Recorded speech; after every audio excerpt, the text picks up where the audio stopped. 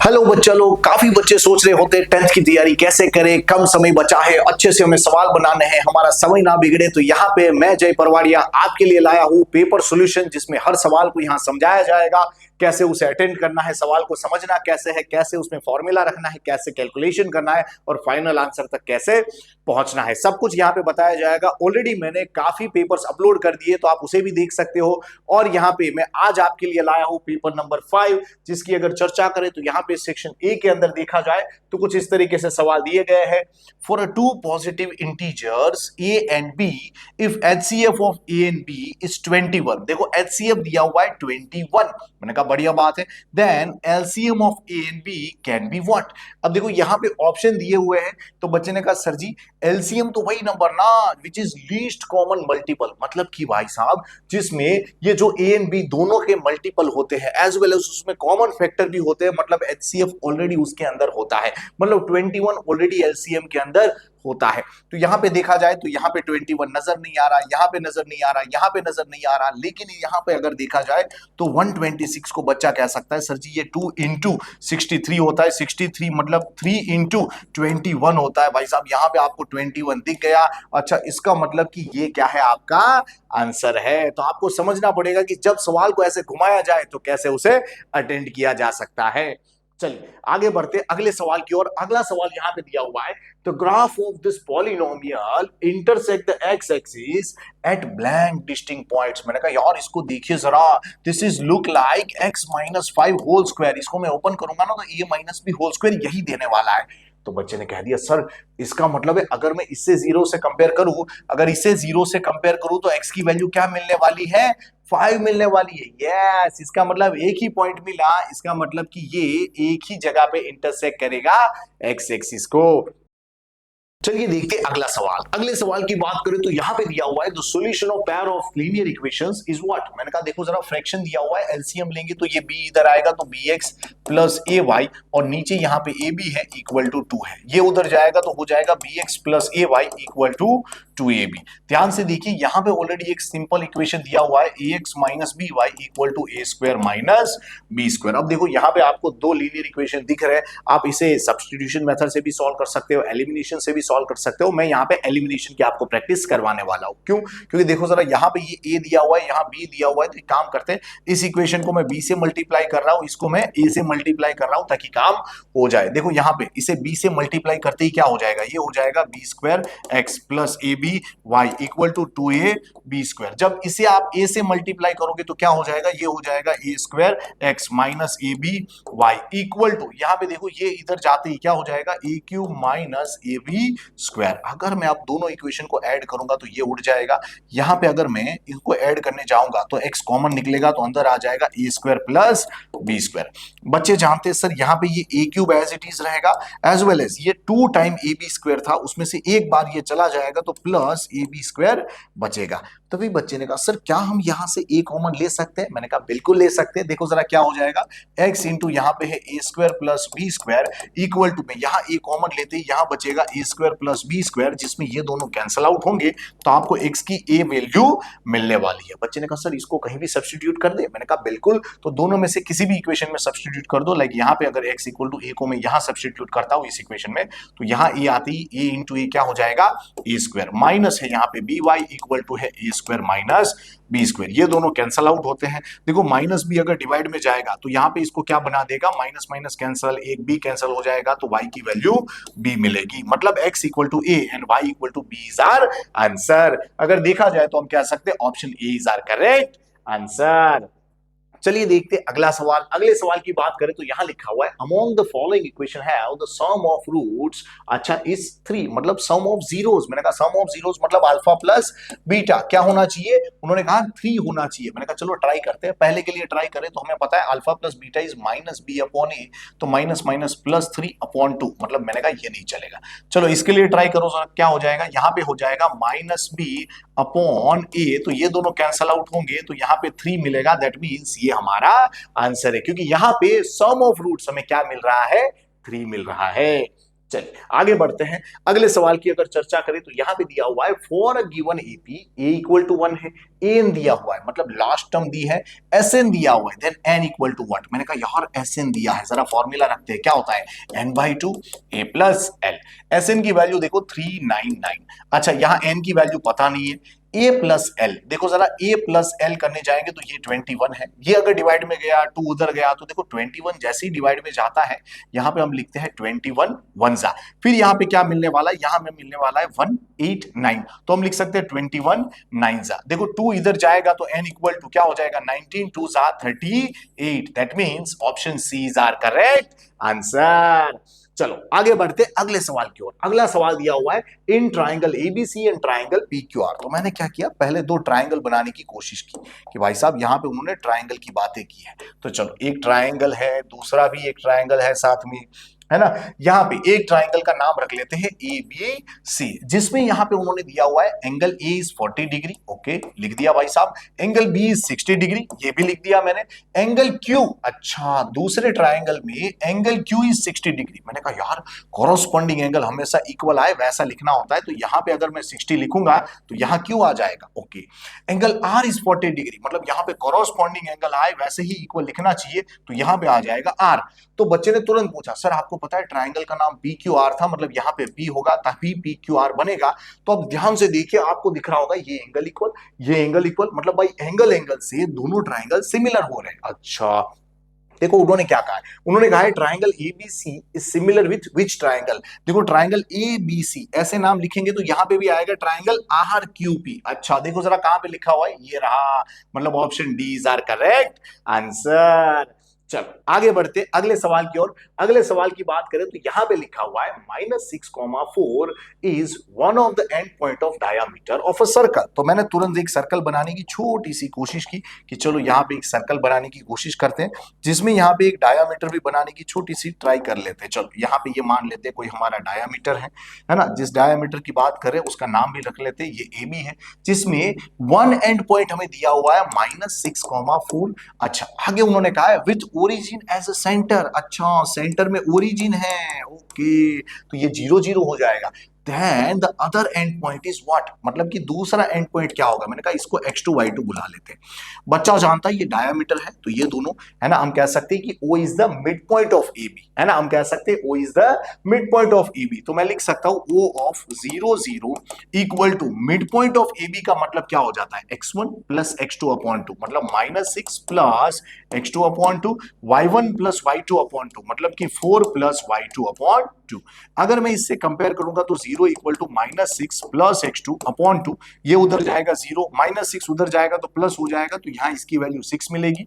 Same अगर मैं 0 से कंपेयर करूंगा इसको तो यहाँ पे हो जाएगा 0 equal to 4 plus y2 upon 2, ये इधर जाएगा 0 हो जाएगा, 4 उधर जाती माइनस होगा तो y2 इक्वल टू -4। इसका मतलब हमारा आंसर आ रहा है 6, -4। देखिए जरा कहां पे है, अच्छा मतलब ये हमारा आंसर आ गया।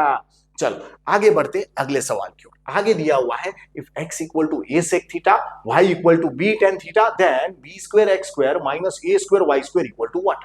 मैंने कहा चलो वैल्यू रखते हैं, यहां पे दिया हुआ है b स्क्वायर, बाजू में x स्क्वायर मतलब इसका स्क्वायर, क्या हो जाएगा a square sec square theta minus A square, okay, बाजू में वाई स्क्वायर की वैल्यू देखो जरा, ये हो जाएगा B square tan square theta. बच्चे ने कहा sir A square B square common ले लेंगे तो अंदर बचने वाला है sec square theta minus tan square theta which is equal to 1। That means हमारा आंसर आएगा A square into B square. तो ये हमारा आंसर आ चुका है।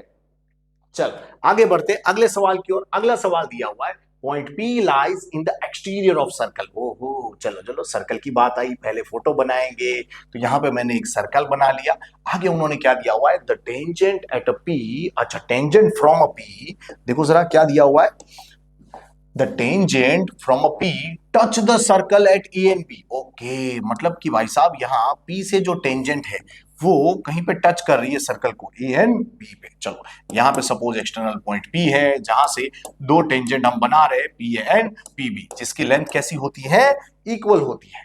आगे उन्होंने क्या दिया है if angle PAB equal to 60 degree. अच्छा इसे जोड़ना पड़ेगा, यस देखो जरा एंगल PAB इस एंगल की बात करें तो 60 डिग्री दिया है ओके, तब उन्होंने कहा then A B equal to how much. अब देखो आगे उन्होंने कुछ और भी लिखा है, क्या लिखा है, P A equal to 6.5, P A is 6.5, तो मैंने कहा ये भी 6.5। तभी बच्चे ने कहा सर अगर ये दोनों साइड इक्वल है तो उसके सामने वाले एंगल इक्वल होंगे, तो ये कितना हो जाएगा 60 डिग्री। अब मैंने कहा यार अगर किसी ट्रायंगल में दो एंगल अगर 60 होना तो तीसरा बाय एंगल सम प्रॉपर्टी अपने आप 60 हो जाता है, क्योंकि 60 प्लस 60 120, 120 प्लस 60 करेंगे तभी टोटल 180 बनता है। तो बच्चे ने कहा सर ये तो इक्विलेटरल ट्रायंगल हो गया। मैंने कहा यस, तो इसका मतलब इसकी लेंथ ए बी की लेंथ भी कितनी हो गई 6.5, मींस ये हमारा आंसर आ गया।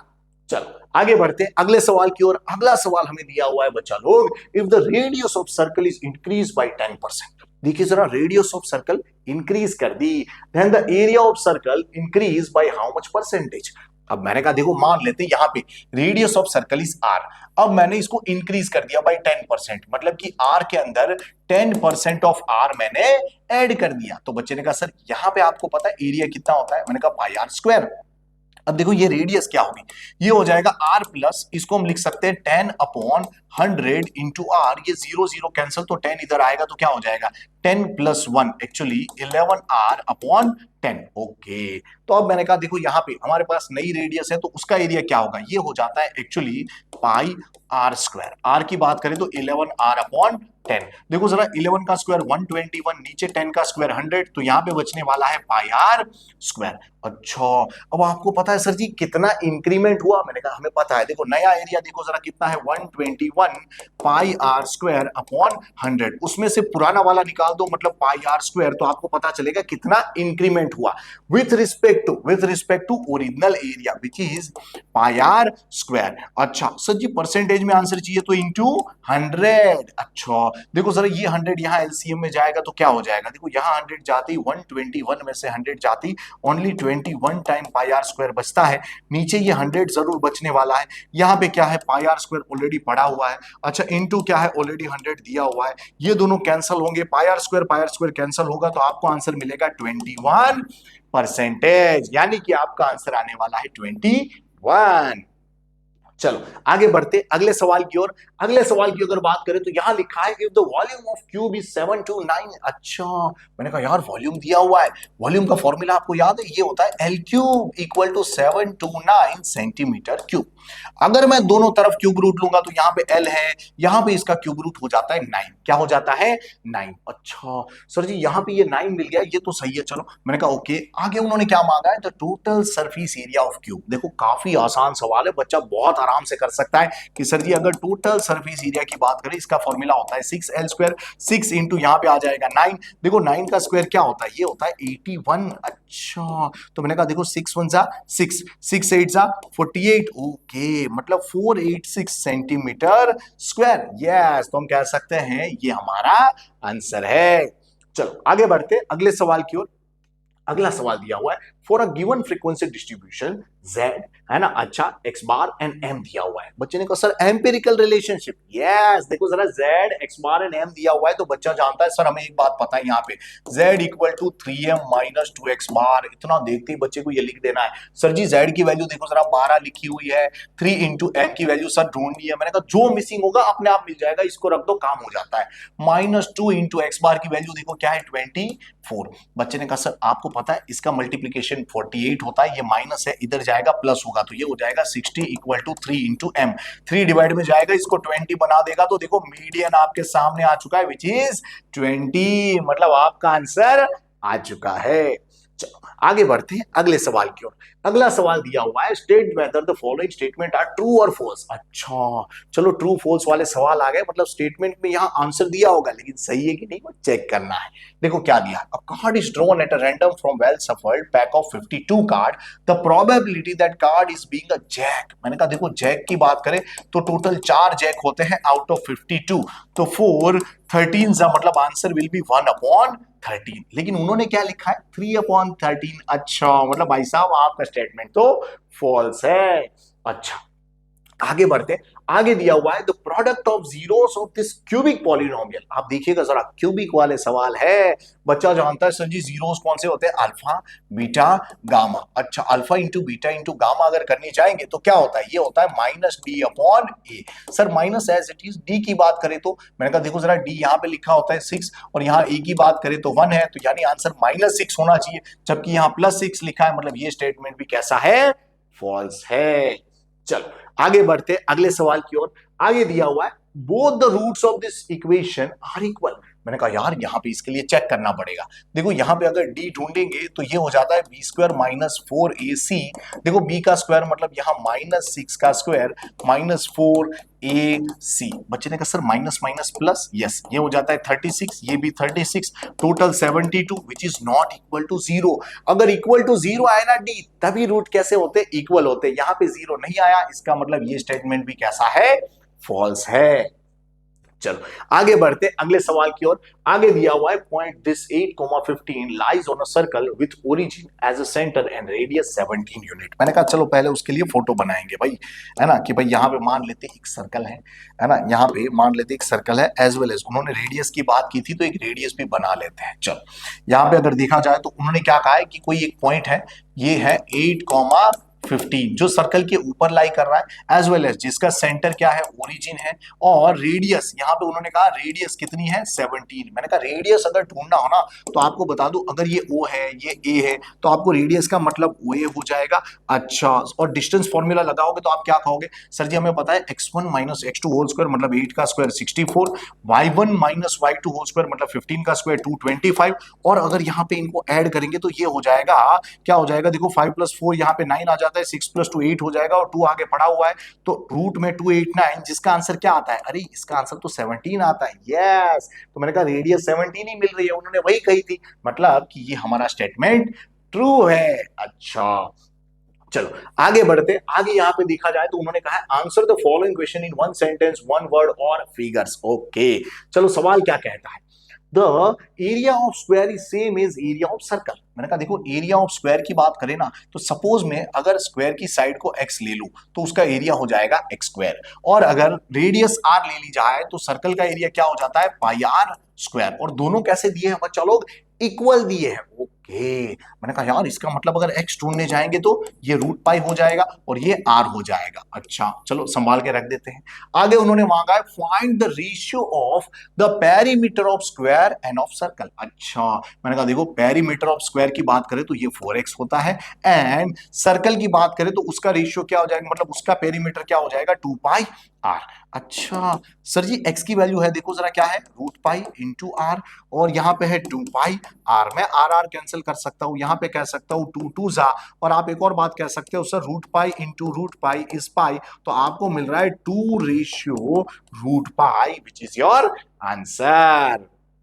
चलो आगे बढ़ते अगले सवाल की ओर। अगला सवाल दिया हुआ है द मीन ऑफ 10 ऑब्जर्वेशन। कितने ऑब्जर्वेशन है, 10, n इक्वल टू 10 लिखेगा बच्चा, इज कैलकुलेटेड एज 23। मैंने कहा यार मीन दिया हुआ है x बार विच इज 23, तो बच्चे ने यहाँ पे एक काम किया, सर x बार का फॉर्मूला हमें पता है सिग्मा xi अपॉन n, यहाँ पे x बार 23 है, सिग्मा xi का पता नहीं, लेकिन n की वैल्यू हमें 10 पता है, ये उधर जाएगा तो सिग्मा xi कितना होगा, 230। ओके आगे देखिए उन्होंने कहा later on it was noticed that the observation was wrongly taken as a -5 instead of 5। मैंने कहा उन्होंने -5 ले लिया था तो उसे हटाना पड़ेगा और 5 को ऐड करना पड़ेगा।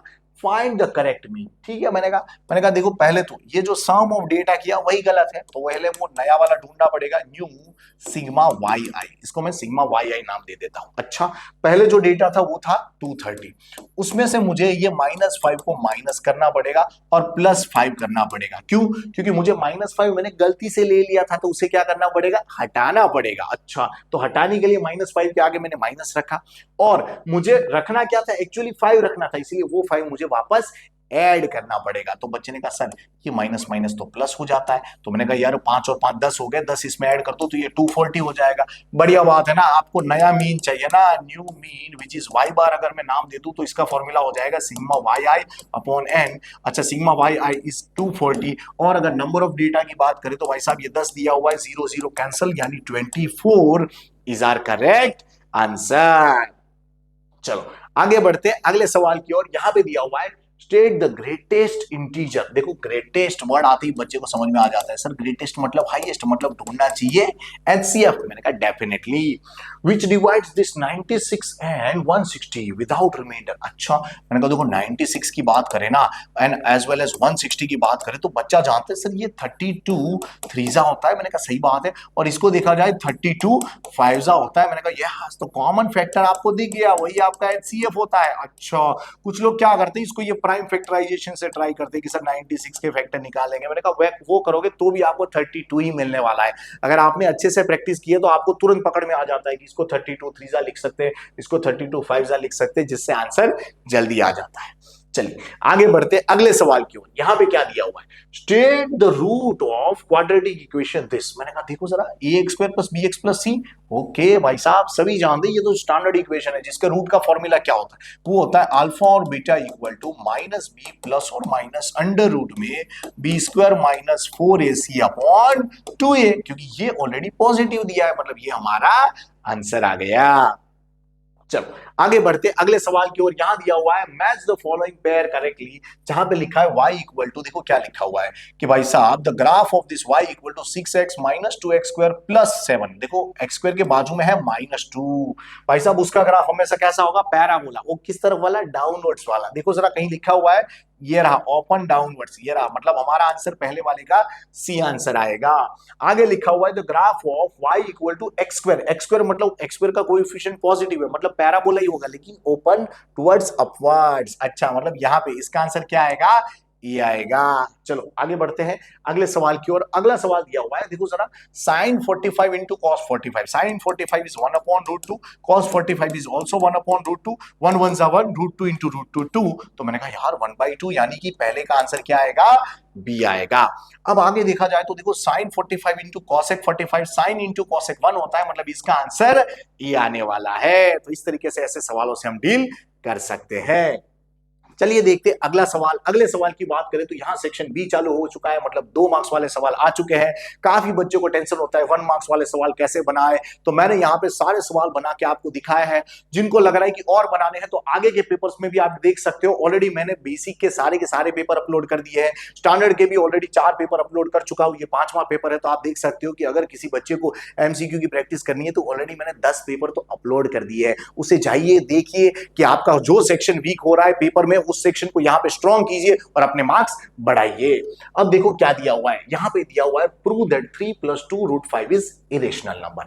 बच्चे ने कहा सर ये तो कॉन्ट्राडिक्शन वाला सवाल। मैंने कहा बिल्कुल, तो इसको कैसे लिखेंगे। मैंने कहा देखो हम क्या करते थे, यहाँ पे जिसको भी जो प्रूफ करना है उससे उल्टा एज्यूम करते थे, मतलब कि let 3 + 2 √5 equal to p upon q means rational number. अच्छा सर ऐसे क्यों, इरेशनल प्रूफ करना है तो रेशनल ले रहा हूं। मैंने कहा यस, कॉन्ट्राडिक्शन में ऐसा ही होता है, जो प्रूफ करना हो उससे उल्टा एज्यूम करो फिर सिंप्लीफाई करो। अब देखो आपने गलत ही एज्यूम किया है तो आपका कैलकुलेशन कैसा होने वाला है, गलत। तो आप बाद में बता दोगे कि भाई हम जो कर रहे हैं वो गलत है, यानी जो दिया है वो सही है। अच्छा सर जी यहाँ पे देखो 3 उधर जाएगा तो 2 √5 equal to p upon q -3। देखो 2 डिवाइड में जाएगा, दोनों के नीचे जाएगा, तो √5 इक्वल टू p अपॉन यहाँ पे आ जाएगा 2q -3 अपॉन 2। तो बच्चे कहने लगे सर आपको पता है यहाँ पे p अपॉन 2q ये क्या होगा, रेशनल नंबर। मैंने कहा 3/2 इज ऑल्सो रेशनल नंबर, तो उनका डिफरेंस भी रेशनल नंबर, तो ये हम लिख सकते हैं इज रेशनल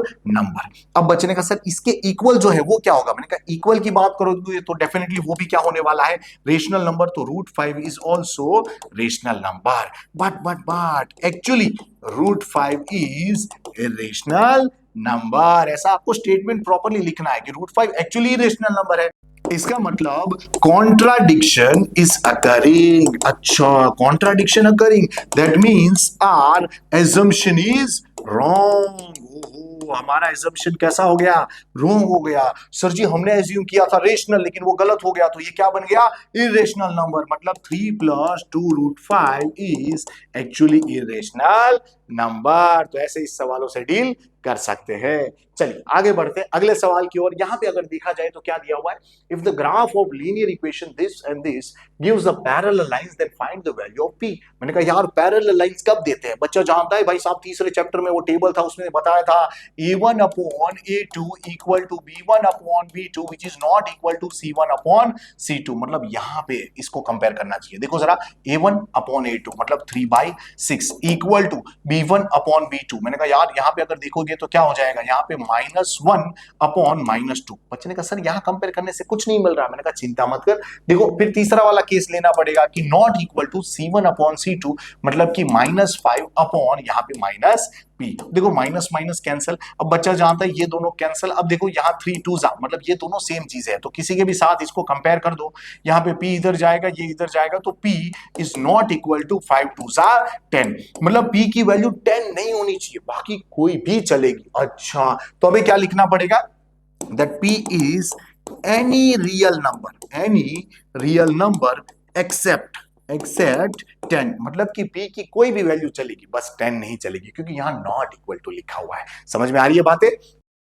चलिए देखते हैं अगला सवाल। अगले सवाल की बात करें तो यहां पे दिया हुआ है find the root of quadratic equation 1 upon x minus 3 plus 2 upon x minus 2 equal to 8 upon x। वाह क्या बात है भाई साहब। देखो जरा क्वाड्रेटिक फॉर्म में है नहीं, लेकिन यहाँ पे उन्होंने क्वाड्रेटिक इक्वेशन लिख दिया, इसको कन्वर्ट करना पड़ेगा पहले तो, है ना।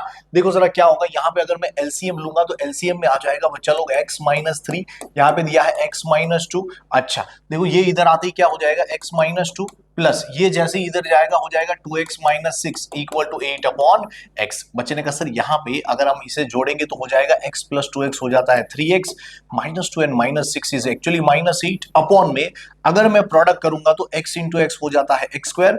यहाँ पे देखो ये -3 जाएगा तो -3x, ये इधर जाएगा तो -2x, टोटल होगा -5x।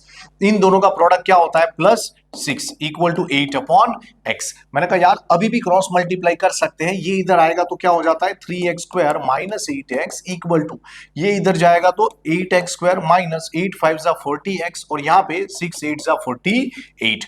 अब बच्चे ने कहा सर सबको एक तरफ ले लेंगे तो, मैंने कहा बड़ा अच्छा लगेगा आपको। जैसे ही ये इधर जाता है क्या हो जाएगा, देखो यहाँ बचेगा 5x स्क्वायर, ये इधर जाती प्लस होगा तो आपको मिलेगा -32x और यहाँ पे आपके पास +48 इक्वल टू 0 था। बच्चे ने कहा सर ये ax square plus bx plus c form में है, हमसे कहा गया है फाइंड द रूट ढूंढिए, तो कौन सी मेथड इस्तेमाल करें। मैंने कहा कोई भी कर सकते हो, आपको लग रहा है श्रीधराचार्य फॉर्मूला, उसको इस्तेमाल करने की कोशिश करते हैं।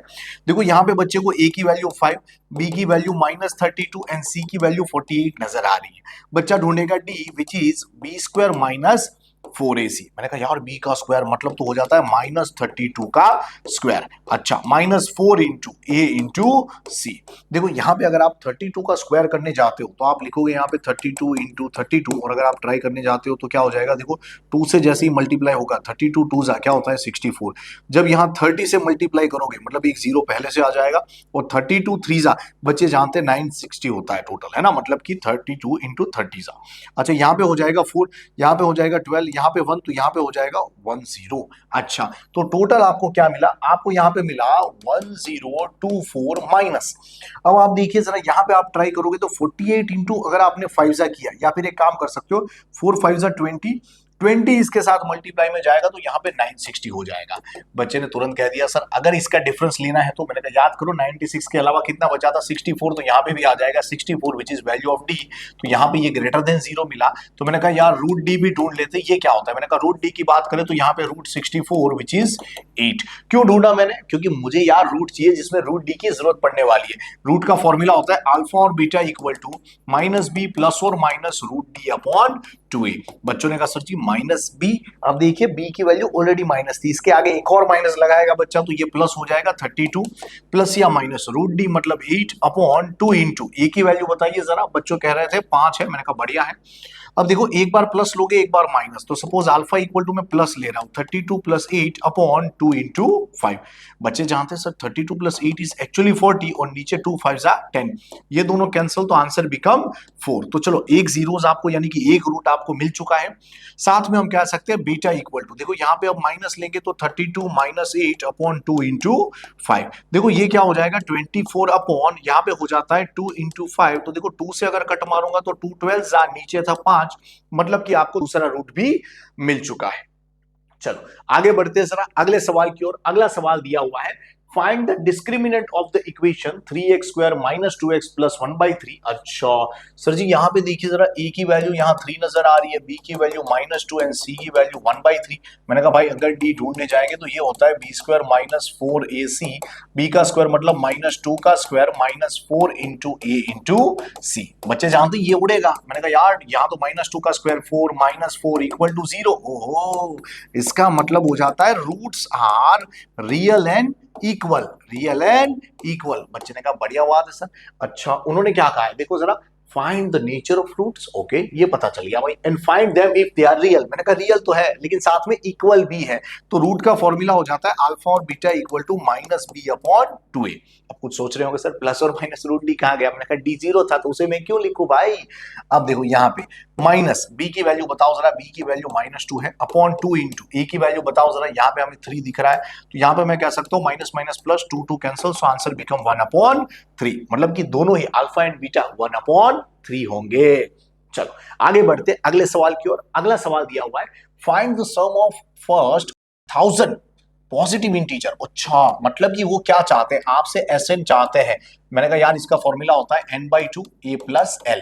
अब बच्चे ने कहा सर यहाँ पे अगर इस एपी को देखा जाए तो उन्होंने फर्स्ट 1000 पॉजिटिव इंटीजर कुछ ऐसे होते हैं 1 2 3 अप टू 1000। बच्चे ने कहा सर जी यहाँ पे तो टोटल 1000 नंबर्स है। मैंने कहा ठीक है, तो 1000 divide by 2 a plus L, a की वैल्यू 1 एल की वैल्यू 1000। तो बच्चे ने कहा सर जी यहाँ पे इसको ऐसे डिवाइड करेंगे तो 500 होगा। तो मैंने कहा लिख दे 500, इन दोनों का प्लस क्या होगा 1001। अब अगर इसे मैं सिर्फ 5 से मल्टीप्लाई करूंगा तो 5005 और पीछे के 2 0 लगा देंगे तो हमारा आंसर आ जाएगा। चलो आगे बढ़ते अगले सवाल की ओर। अगला सवाल दिया हुआ है ट्रिगोनोमेट्री का, जिसमें फाइंड x करने को बोला है, जिसमें यहां पे लिखा हुआ है sin 2x इक्वल टू, देखो sin 60 which is √3/2, cos 30 which is √3/2, cos 60 अच्छा which is 1/2, sin 30 which is 1/2। तो बच्चों ने कहा सर जी आपको पता है क्या √3 इंटू √3 3 होता है। मैंने कहा यार यहाँ पे देखो नीचे 2 2 जा 4, 2 2 जा 4 मतलब 4 तो कॉमन है एंड 1 1 जा 1। अच्छा तो मैंने कहा 3 - 1 इज एक्चुअली 2, तो यहाँ पे मैं 2 2 जा लिख सकता हूँ। तो यहाँ पे आपको दिखेगा sin 2x equal to 1/2 which is actually sin 30। मैंने कहा यार sin इक्वल टू sin तो 2x इक्वल टू 30, तो यहाँ पे 2x इक्वल टू 30 का मतलब हो जाता है x इक्वल टू क्या हो जाएगा 15, क्योंकि 2 डिवाइड में जाएगा 2 15 जा। तो आपके सामने x की वैल्यू यहाँ पे मिल चुकी है। चलिए आगे बढ़ते अगले सवाल की ओर। अगला सवाल क्या कहता है भाई साहब, प्रूव दैट वाला सवाल आ चुका है। बच्चे सोच रहे होंगे क्या करेंगे। मैंने कहा टेंशन मत लो, देखो जरा कॉट को एक काम करो, आप क्या बुलाते थे कॉट को, बच्चे बुलाते थे कॉस अपॉन साइन। मैंने कहा बुला लो यार, फिर क्यों टेंशन लेते हो, यहाँ पे माइनस कॉस है एज इट इज।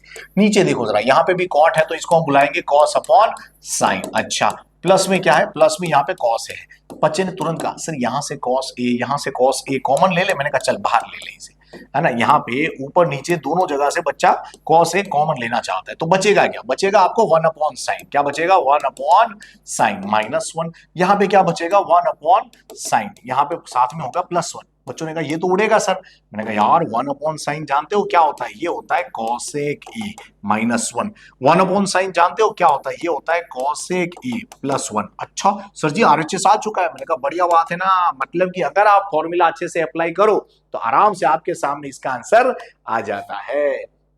चलिए आगे बढ़ते अगले सवाल की ओर। अगला सवाल दिया हुआ है 2 कॉन्सेंट्रिक सर्कल। भाई साहब ये सवाल आप देखिए बेसिक हो या स्टैंडर्ड हर पेपर में दिया हुआ है ना, तो काफी फेमस क्वेश्चन है, आप डेफिनेटली इसे फोकस रख सकते हो इसमें। वैसे तो बच्चे को ये याद ही रह गया होता है लेकिन फिर भी मैंने बता दिया, ठीक है। चलो यहाँ पे उन्होंने क्या कहा है 2 कॉन्सेंट्रिक सर्कल, तो मैंने कहा ठीक है मान लेते हैं कुछ ऐसे 2 कॉन्सेंट्रिक सर्कल हमें दिए गए हैं। यहाँ पे साथ में उन्होंने देखो जरा क्या दिया हुआ है ऑफ रेडियस 5 और 3। तो मैंने कहा यार मान लेते हैं बड़े वाले की रेडियस यहाँ पे सपोज 5 है, छोटे वाले की रेडियस मान लेते हैं यहाँ पे 3 है। साथ में क्या मांगा है जरा देखो, उन्होंने कहा है find the length of chord of larger circle which touch the smaller circle. मैंने कहा यार बड़े सर्कल की ये कॉर्ड जो छोटे सर्कल को छू रही है, क्या कर रही है, छू रही है। अच्छा, मतलब कुछ ऐसा कुछ है ना, डायग्राम बनने के चांसेस हैं। तो मैंने कहा ठीक है यार, यहाँ पे हमें पता है सेंटर है सपोज वो, यहाँ पे रेडियस 5 है, यहाँ पे रेडियस है ना, यहाँ पे हम कह सकते हैं रेडियस कितनी है, 3 है। अच्छा सर ये कॉर्ड है, मैंने कहा हाँ, जो इस छोटे सर्कल को भी छू रही है, तो हमें पता है कि सर जी यहाँ पे हमें इसके लिए ये क्या हो जाएगा, इस सर्कल के लिए ये जो लाइन है ये टेंजेंट हो जाएगी, और रेडियस और टेंजेंट के बीच में 90 डिग्री होता है। अब बच्चे ने कहा सर छोटे सर्कल के लिए ये टेंजेंट है, बड़े सर्कल के लिए तो ये कॉर्ड है, और कॉर्ड में अगर आप सेंटर से परपेंडिकुलर ड्रॉ करते हो तो इसे ये बाइसेक्ट करता है। कब पढ़ा था? 9th स्टैंडर्ड में। सर जी ये दोनों इक्वल, तो इसे मैं एक्स बुलाऊंगा तो इसे भी एक्स बुलाऊंगा। मैंने कहा हाँ, तो इसका मतलब अगर आपको लेंथ ऑफ कॉर्ड चाहिए, तो इसका मतलब आपको 2x की वैल्यू चाहिए। बच्चे ने कहा ठीक है सर, ये तो हम ढूंढ लेंगे। यहाँ पे अगर बच्चा पाइथागोरस लगाएगा कि सर यहाँ पे सपोज m पॉइंट है, तो OMA के लिए, फॉर ट्राइंगल OMA के लिए अगर मैंने पाइथागोरस लगा डाला तो क्या हो जाएगा, हाइपोटेनियस का स्क्वायर मतलब 5 का स्क्वायर इक्वल टू इन दोनों के स्क्वायर का सम मतलब 3 का स्क्वायर प्लस एक्स स्क्वायर। 5 का स्क्वायर 25, ये इधर जाएगा माइनस होगा which is 9 equal to x square. तो एक्स स्क्वायर इक्वल टू मुझे लग रहा है यहाँ 16 मिलेगा, तो एक्स की वैल्यू दोनों तरफ रूट लेने पर मुझे 4 मिलेगी। सर जी एक्स की वैल्यू मिल गई, आपसे तो लेंथ ऑफ कॉर्ड AB मांगा था, AB का मतलब 2x है, तो x की वैल्यू अगर आप 4 रख दोगे तो 2 4 जा 8 मिल जाएगा। और यहाँ पे यूनिट सेंटीमीटर नजर आ रहा है, तो हमारा आंसर भी किस में होगा, सेंटीमीटर में। चल आगे बढ़ते अगले सवाल की ओर। अगला सवाल दिया है रेडियस ऑफ हेमीस्फियरिकल डोम, कैसा है रे भाई, हेमीस्फियरिकल डोम ऑफ टेम्पल इज 21 मीटर। देखो जरा रेडियस दी है 21 मीटर, किसकी बात कर रहे हैं ये, हेमीस्फीयर की। अच्छा आगे क्या दिया है, find the cost of painting it's outer surface area. भाई हेमीस्फीयर की अगर बात करें उसमें अगर आप सरफेस एरिया को पेंट कर रहे हो, मतलब कर्व सरफेस एरिया की बातें होगी, तो कर्व सरफेस एरिया बच्चा जानता है क्या हो जाता है भाई, हेमीस्फीयर का ये होता है 2 पाई आर स्क्वायर। मैंने कहा 2 इंटू पाई की वैल्यू 22/7, देखो आर का स्क्वायर मतलब 21 इंटू 21। बच्चे ने कहा सर जी 7 3 जा, मैंने कहा यार ये हो जाता है 44, और यहाँ पे प्रोडक्ट करोगे तो 21 3 जा क्या होता है 63, तो भाई इसका प्रोडक्ट करना है। मैंने कहा इजी है यार, 63 इंटू 44 मतलब पहले 4 3 जा 12, तो यहाँ पे 1 कैरी, 4 6 जा 24 प्लस 1 इज 25। सर जी वापस 4 मतलब 40 से, तो यहाँ 0 और आगे आ जाएगा वही पुराना 252, ऐड करो जरा 2772, तो हमें आंसर मिलने वाला है 2772 मीटर स्क्वायर। अब देखो इतना एरिया है, हर यहाँ पे उन्होंने क्या कहा है, the cost is 80 rupees per metre square. तो बच्चा लिख सकता है sir ji cost of painting 1 metre square कितना, 1 मीटर स्क्वायर इज 80 रुपीज, तो कॉस्ट ऑफ पेंटिंग ये जो जितना दिया है मतलब 2772 मीटर स्क्वायर का कितना होगा, तो क्रॉस मल्टीप्लाई होता है बच्चे जानते हैं, तो 2772 इंटू 80 करने जाओगे तो पहले तो ये जीरो यहाँ पे दुबक के बैठ जाएगा, अच्छा रुपीज की साइन आ जाएगी क्योंकि पैसे की बातें हो रही है भाई साहब। 8 2 जा 16 होता है, 1 कैरी आ जाएगी, 8 7 जा 56, प्लस 1 करोगे तो भाई साहब यहाँ पे बच्चा जानता है प्लस 1 करेंगे तो 57, तो यहाँ पे 5 कैरी आ जाएंगे, 8 7 जा 56 प्लस 5 करेंगे तो 61, तो यहाँ पे 1 आ जाएगा और यहाँ पे 6 आ जाएगा। भाई साहब यहाँ पे देखो 8 2 जा 16 प्लस 6 करोगे तो 22 आ जाएगा। क्या बात है, मतलब हमारा आंसर यहाँ पे आ चुका है। चलो आगे बढ़ते अगले सवाल की ओर। अगला सवाल देखा जाए तो देखो क्या दिया है यहाँ पे, द फॉलोइंग डेटा वगैरह वगैरह। अरे यहाँ देखो यहाँ काम की चीज है, फाइंड द मॉडल हाइट, मतलब कि हमें मॉड चाहिए। सर मॉड के लिए तो हम ऐसा करते थे ना, हाईएस्ट फ्रीक्वेंसी ढूंढते थे, मैंने कहा ये रही ना, इसे हम F1 बुलाते थे, ऊपर वाली को हम F0, नीचे वाली को F2, और जो जहां F1 लिखा हो वो हमारा मॉडल क्लास रहता है भाई साहब, और उसकी लोअर लिमिट हमारी लोअर लिमिट। सर जी यहाँ गैपिंग देखो 2 2 का है, मतलब h की वैल्यू 2 है, बढ़िया बात है यार, सब कुछ मिल चुका है। अब बच्चा खुशी खुशी कह सकता है कि सर मॉड ढूंढना है, मतलब z इक्वल टू होता है L plus F1 minus F0 upon 2F1 minus F0 minus F2 into क्या हो जाएगा h। बच्चों ने तुरंत कह दिया सर L की वैल्यू देख लो जरा क्या है 146 प्लस F1 माइनस F0, जरा ध्यान से देखिए F1 माइनस F0 मतलब 12 माइनस 9 कितना होता है बालकों, 3 होता है, और h की वैल्यू 2 है। देखो 2F1 मतलब यहाँ पे 12 का डबल विच इज 24 माइनस यहाँ पे F0 and F2 which is 9 9, तो माइनस 9 एंड माइनस 9। बच्चे कहने लगे 146 प्लस यहाँ पे देखिए 3 2 जा 6 हो जाता है, यहाँ पे 24 माइनस दिस 9 माइनस 9 यानी कि माइनस 18 करना पड़ेगा, तो यहाँ भी 6 मिलेगा, ये दोनों कैंसिल आउट होके 1 मिलेंगे, तो हमें क्या मिलेगा 146 प्लस 1 करेंगे तो ये मिलेगा 147, मतलब हमारा आंसर यहाँ पे आ चुका है। चलो आगे देखते अगले सवाल की ओर। अगला सवाल यहां पे दिया हुआ है, for a given frequency distribution. यहां पे देखो ये ए दिया हुआ है, ये ए एक्चुअली स्मॉल में लिखा है बट कैपिटल समझ लेना, ये एज्यूमिन है। सिग्मा एफ आई यू आई दिया हुआ है। देखो सिग्मा एफ आई यू आई देख के बच्चे को लग रहा है क्या बातें हो रही है सर, अरे यार मीन की बातें होगी। देखो यहाँ पे लिखा है find the mean, step deviation वाला फॉर्मूला यहाँ पे उन्होंने यूज किया है, जिसका फॉर्मूला है x bar equal to A plus sigma f i u i upon sigma f i into h. अच्छा, जिनको भी मीन का ये फॉर्मूला नहीं पता अच्छे से याद रख लेना। यहाँ पे यू की वैल्यू होती है क्या, याद है ना आपको, एक्स आई माइनस ए अपॉन एच, है ना। बहुत काम का फॉर्मूला, जब भी बहुत बड़े बड़े डेटा दिए हो इसका अगर आप इस्तेमाल करते हो कैलकुलेशन एकदम रिड्यूस हो जाता है। अच्छा सर जी, अगर ए की बात करें तो देखो जरा, ए की वैल्यू है 549.5 plus sigma f i u i क्या है, जरा देखो जरा, sigma f i u i is actually 185। नीचे सिग्मा एफ आई कितना था यार, ये तो था 600। अच्छा, इंटू एच की वैल्यू थी 100। मैंने कहा यार 0 कट गया। अच्छा, ये 549.5, अब मैंने कहा 6 से कट मारते, 630 180। अच्छा, फिर 0.5 बचा था तो यानी 5 के पीछे 0 लग जाएगा, तो हमें पता है कि भाई यहाँ पे 6 8 48 हो सकता है, तो यहाँ पे मिलेगा 30.8। अगर ऐड करने जाएंगे तो देखो यहाँ पे है ना, 8 प्लस 5 13 हो जाता है, 1 यहाँ पे कैरी आ जाएगी, तो यहाँ पे 9 प्लस 1 10, यहाँ पे भी था 0 तो 10 का यहाँ 0 आएगा, 1 कैरी आएगी, तो मैंने कहा यार 4 और 1 5, 5 और 3 8 हो गए, यहाँ पे था 5। अच्छा, मतलब 580.3 इज आर अप्रॉक्स आंसर। चलो आगे बढ़ते अगले सवाल की ओर। यहाँ पे दिया हुआ है अ पिगी बैंक कंटेन्स, यहाँ पे देखो पिगी बैंक वाला सवाल आया, मतलब बच्चा इस सवाल को बड़ा अच्छे से जानता है। यहाँ पे लिखा हुआ है 100, देखो 100 क्या है, 50 पैसा कॉइन्स। 50 क्या लिखा हुआ है, 1 रुपीज कॉइन। एंड 20 क्या लिखा हुआ है, 2 रुपीज कॉइन। ओके, 10 क्या लिखा हुआ है, 5 रुपीज कॉइन। मैंने कहा यार टोटल कितने हैं ये बताओ जरा, टोटल अगर आप करोगे, देखो इसका टोटल करो क्या आ जाएगा, 180 आ जाएगा भाई, है ना, क्योंकि ये 50 और ये 30, 80, 80 और 100 यानी 180, है ना। अब यहाँ पे उन्होंने कहा हर एक कॉइन को उठाने के, है ना, या फिर गिर जाने के इक्वल चांसेस है। अच्छा, बढ़िया बात है यार। अब क्या कहा उन्होंने कि भाई what is the probability that coin will be of 50 पैसा कॉइन, मतलब एक कॉइन सपोज यहाँ उन्होंने कहा कि गिर गया, चलो बढ़िया बात है, तो क्या चांसेस है कि वो 50 पैसा कॉइन होगा। मैंने कहा यार 50 पैसा कॉइन कितने हैं जरा देखो, ये है 100, है ना, आउट ऑफ कितने टोटल 180। मैंने कहा यार 0 0 कैंसिल, बच्चा जानता है सर जी 5 2 सा, यहाँ पे आ जाएगा 9 2 सा, काम हो गया, 5/9 इज आवर आंसर। आगे उन्होंने क्या कहा है, आगे उन्होंने कहा है कि will not be 5 rupees coin, मतलब 5 रुपीज कॉइन नहीं होना चाहिए। अगर ये नहीं होगा तो बाकी में से कुछ होगा। बाकी कितने हैं जरा देखो जरा, यहाँ पे अगर देखा जाए तो बाकी मुझे लग रहा है टोटल होंगे 170 आउट ऑफ 180। बच्चों ने कह दिया 0 0 कैंसिल हो जाएगा सर, तो आपका आंसर आएगा 17 आउट ऑफ 18, तो आपका आंसर यहाँ पे आ चुका है। चलो आगे बढ़ते अगले सवाल की ओर। अगला सवाल बच्चे को लग रहा है टेबल देख के भाई साहब ऐसी फील आती है कि स्टैटिस्टिक्स का है, लेकिन प्रोबेबिलिटी देख के पता चलता है कि सवाल यहाँ पे प्रोबेबिलिटी का है। देखो क्या दिया है, find probability of the student getting more than 40 marks. मैंने देखा यहाँ पे मार्क्स की बात हो रही है, नंबर ऑफ स्टूडेंट्स की, तो सबसे पहले मैं टोटल नंबर ऑफ स्टूडेंट्स ढूंढ लूंगा। भाई साहब टोटल स्टूडेंट कितने हैं ढूंढो जरा। यहाँ पे बच्चे ने ट्राई किया सर 4 और 1 5 होते, 5 और 15 20 होते, अच्छा, और 28 और ये 2 30, तो 20 और 20 50 तो यहाँ पे ही हो गया ना, 20 और 30 50 तो यहीं पे हो चुके। और ये अगर मैं इसको 6 यहाँ पे दे दूंगा तो 30 30 और 20 50, 50 और 50 टोटल 100 हो गए। आपने देखा मैंने एक ट्रिक आजमाई यहाँ पे कि जो नंबर जिससे जुड़ सकता है वैसी कोशिश की। भाई देखो जरा 4 + 1 5, 5 इसके पास गया तो 20 हो गया। अच्छा, फिर ये 28 के पास 2 चला गया तो 30 हो गया, तो टोटल 30 और 20 50 हो गए।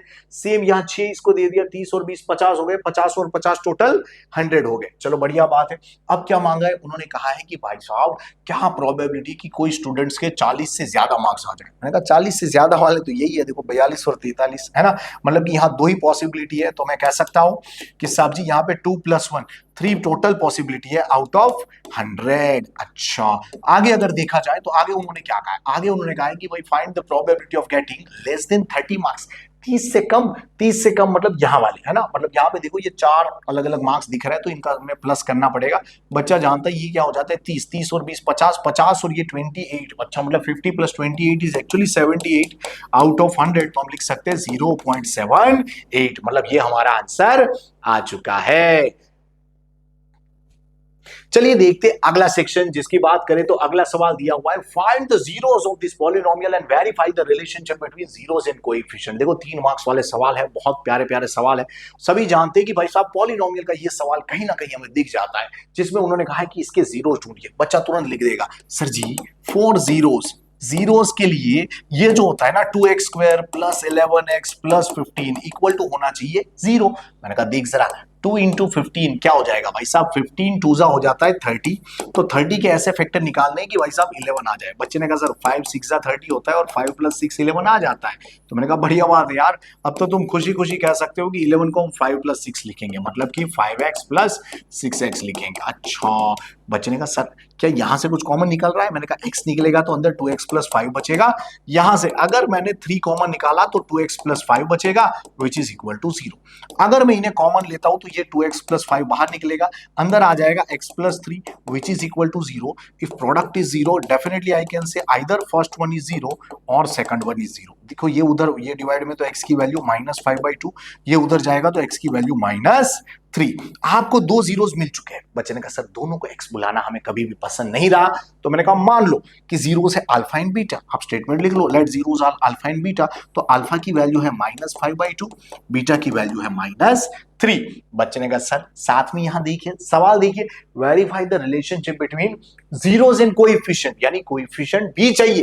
मैंने कहा आसान है भाई, इसे आप ax square plus bx plus c से कंपेयर करो, आपको a की वैल्यू 2 नजर आएगी, b की वैल्यू 11 नजर आएगी, c की वैल्यू 15 नजर आएगी। बढ़िया है ना, आपको कोएफिशिएंट मिल गए। अब आप रिलेशन को याद करो, क्या था रिलेशन? बच्चे ने कहा sir we know alpha plus beta equal to -b upon a, alpha into beta is c upon a।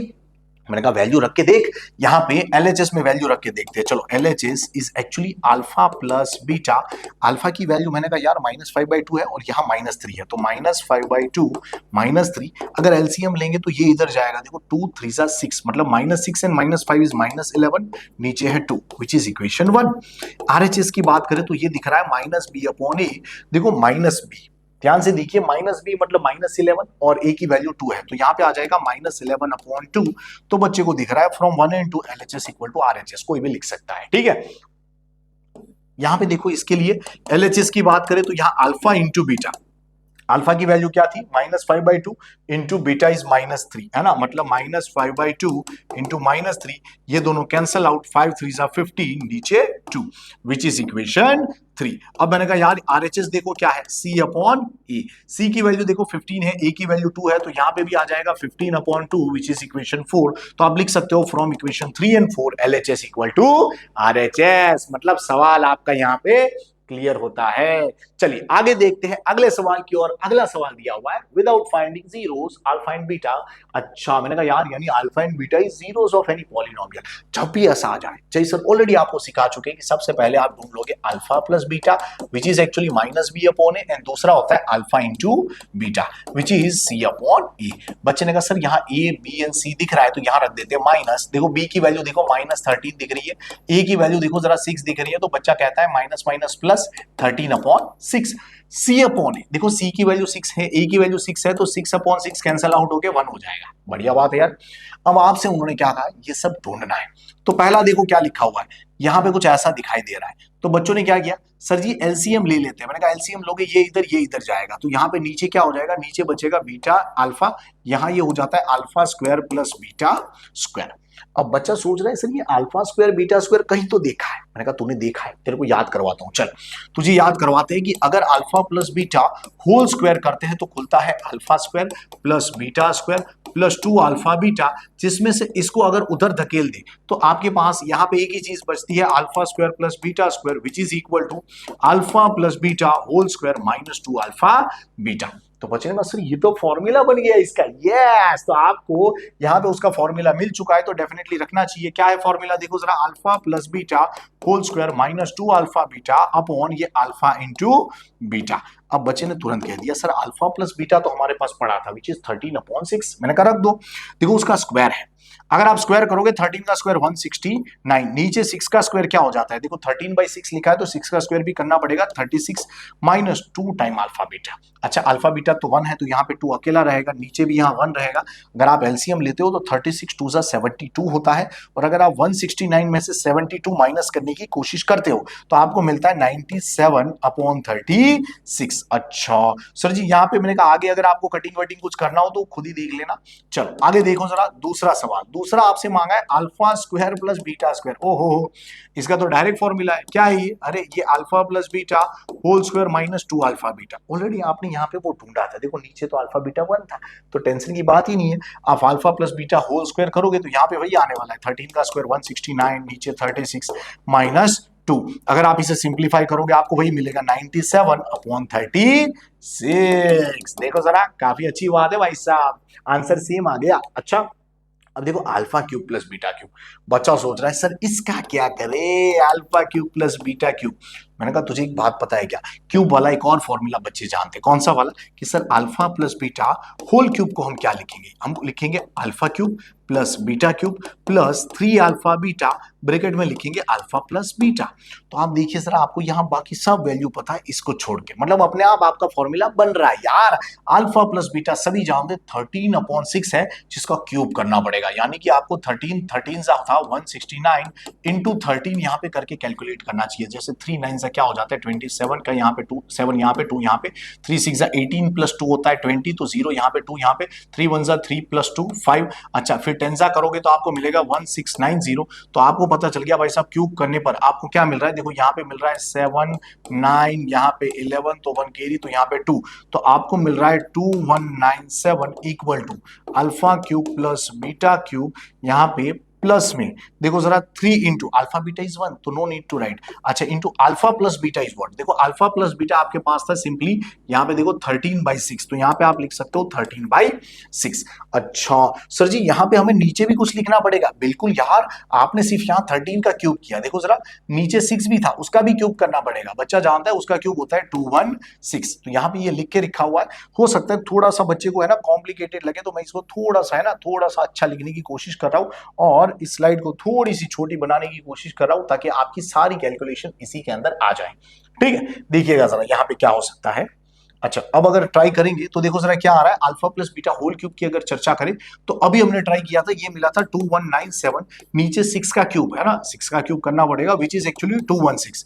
बच्चे ने कहा सर इक्वल टू है alpha cube plus beta cube plus 3, देखो जरा ये तो चाहिए, इसे एज इट इज रखेंगे, alpha beta is 1, alpha plus beta is actually 13/6, इसको मैंने कहा तुम उधर चले जाओ, तो यहाँ पे आपको मिल सकता है alpha cube plus beta cube equal to 2197/216 minus 13 3 39/6।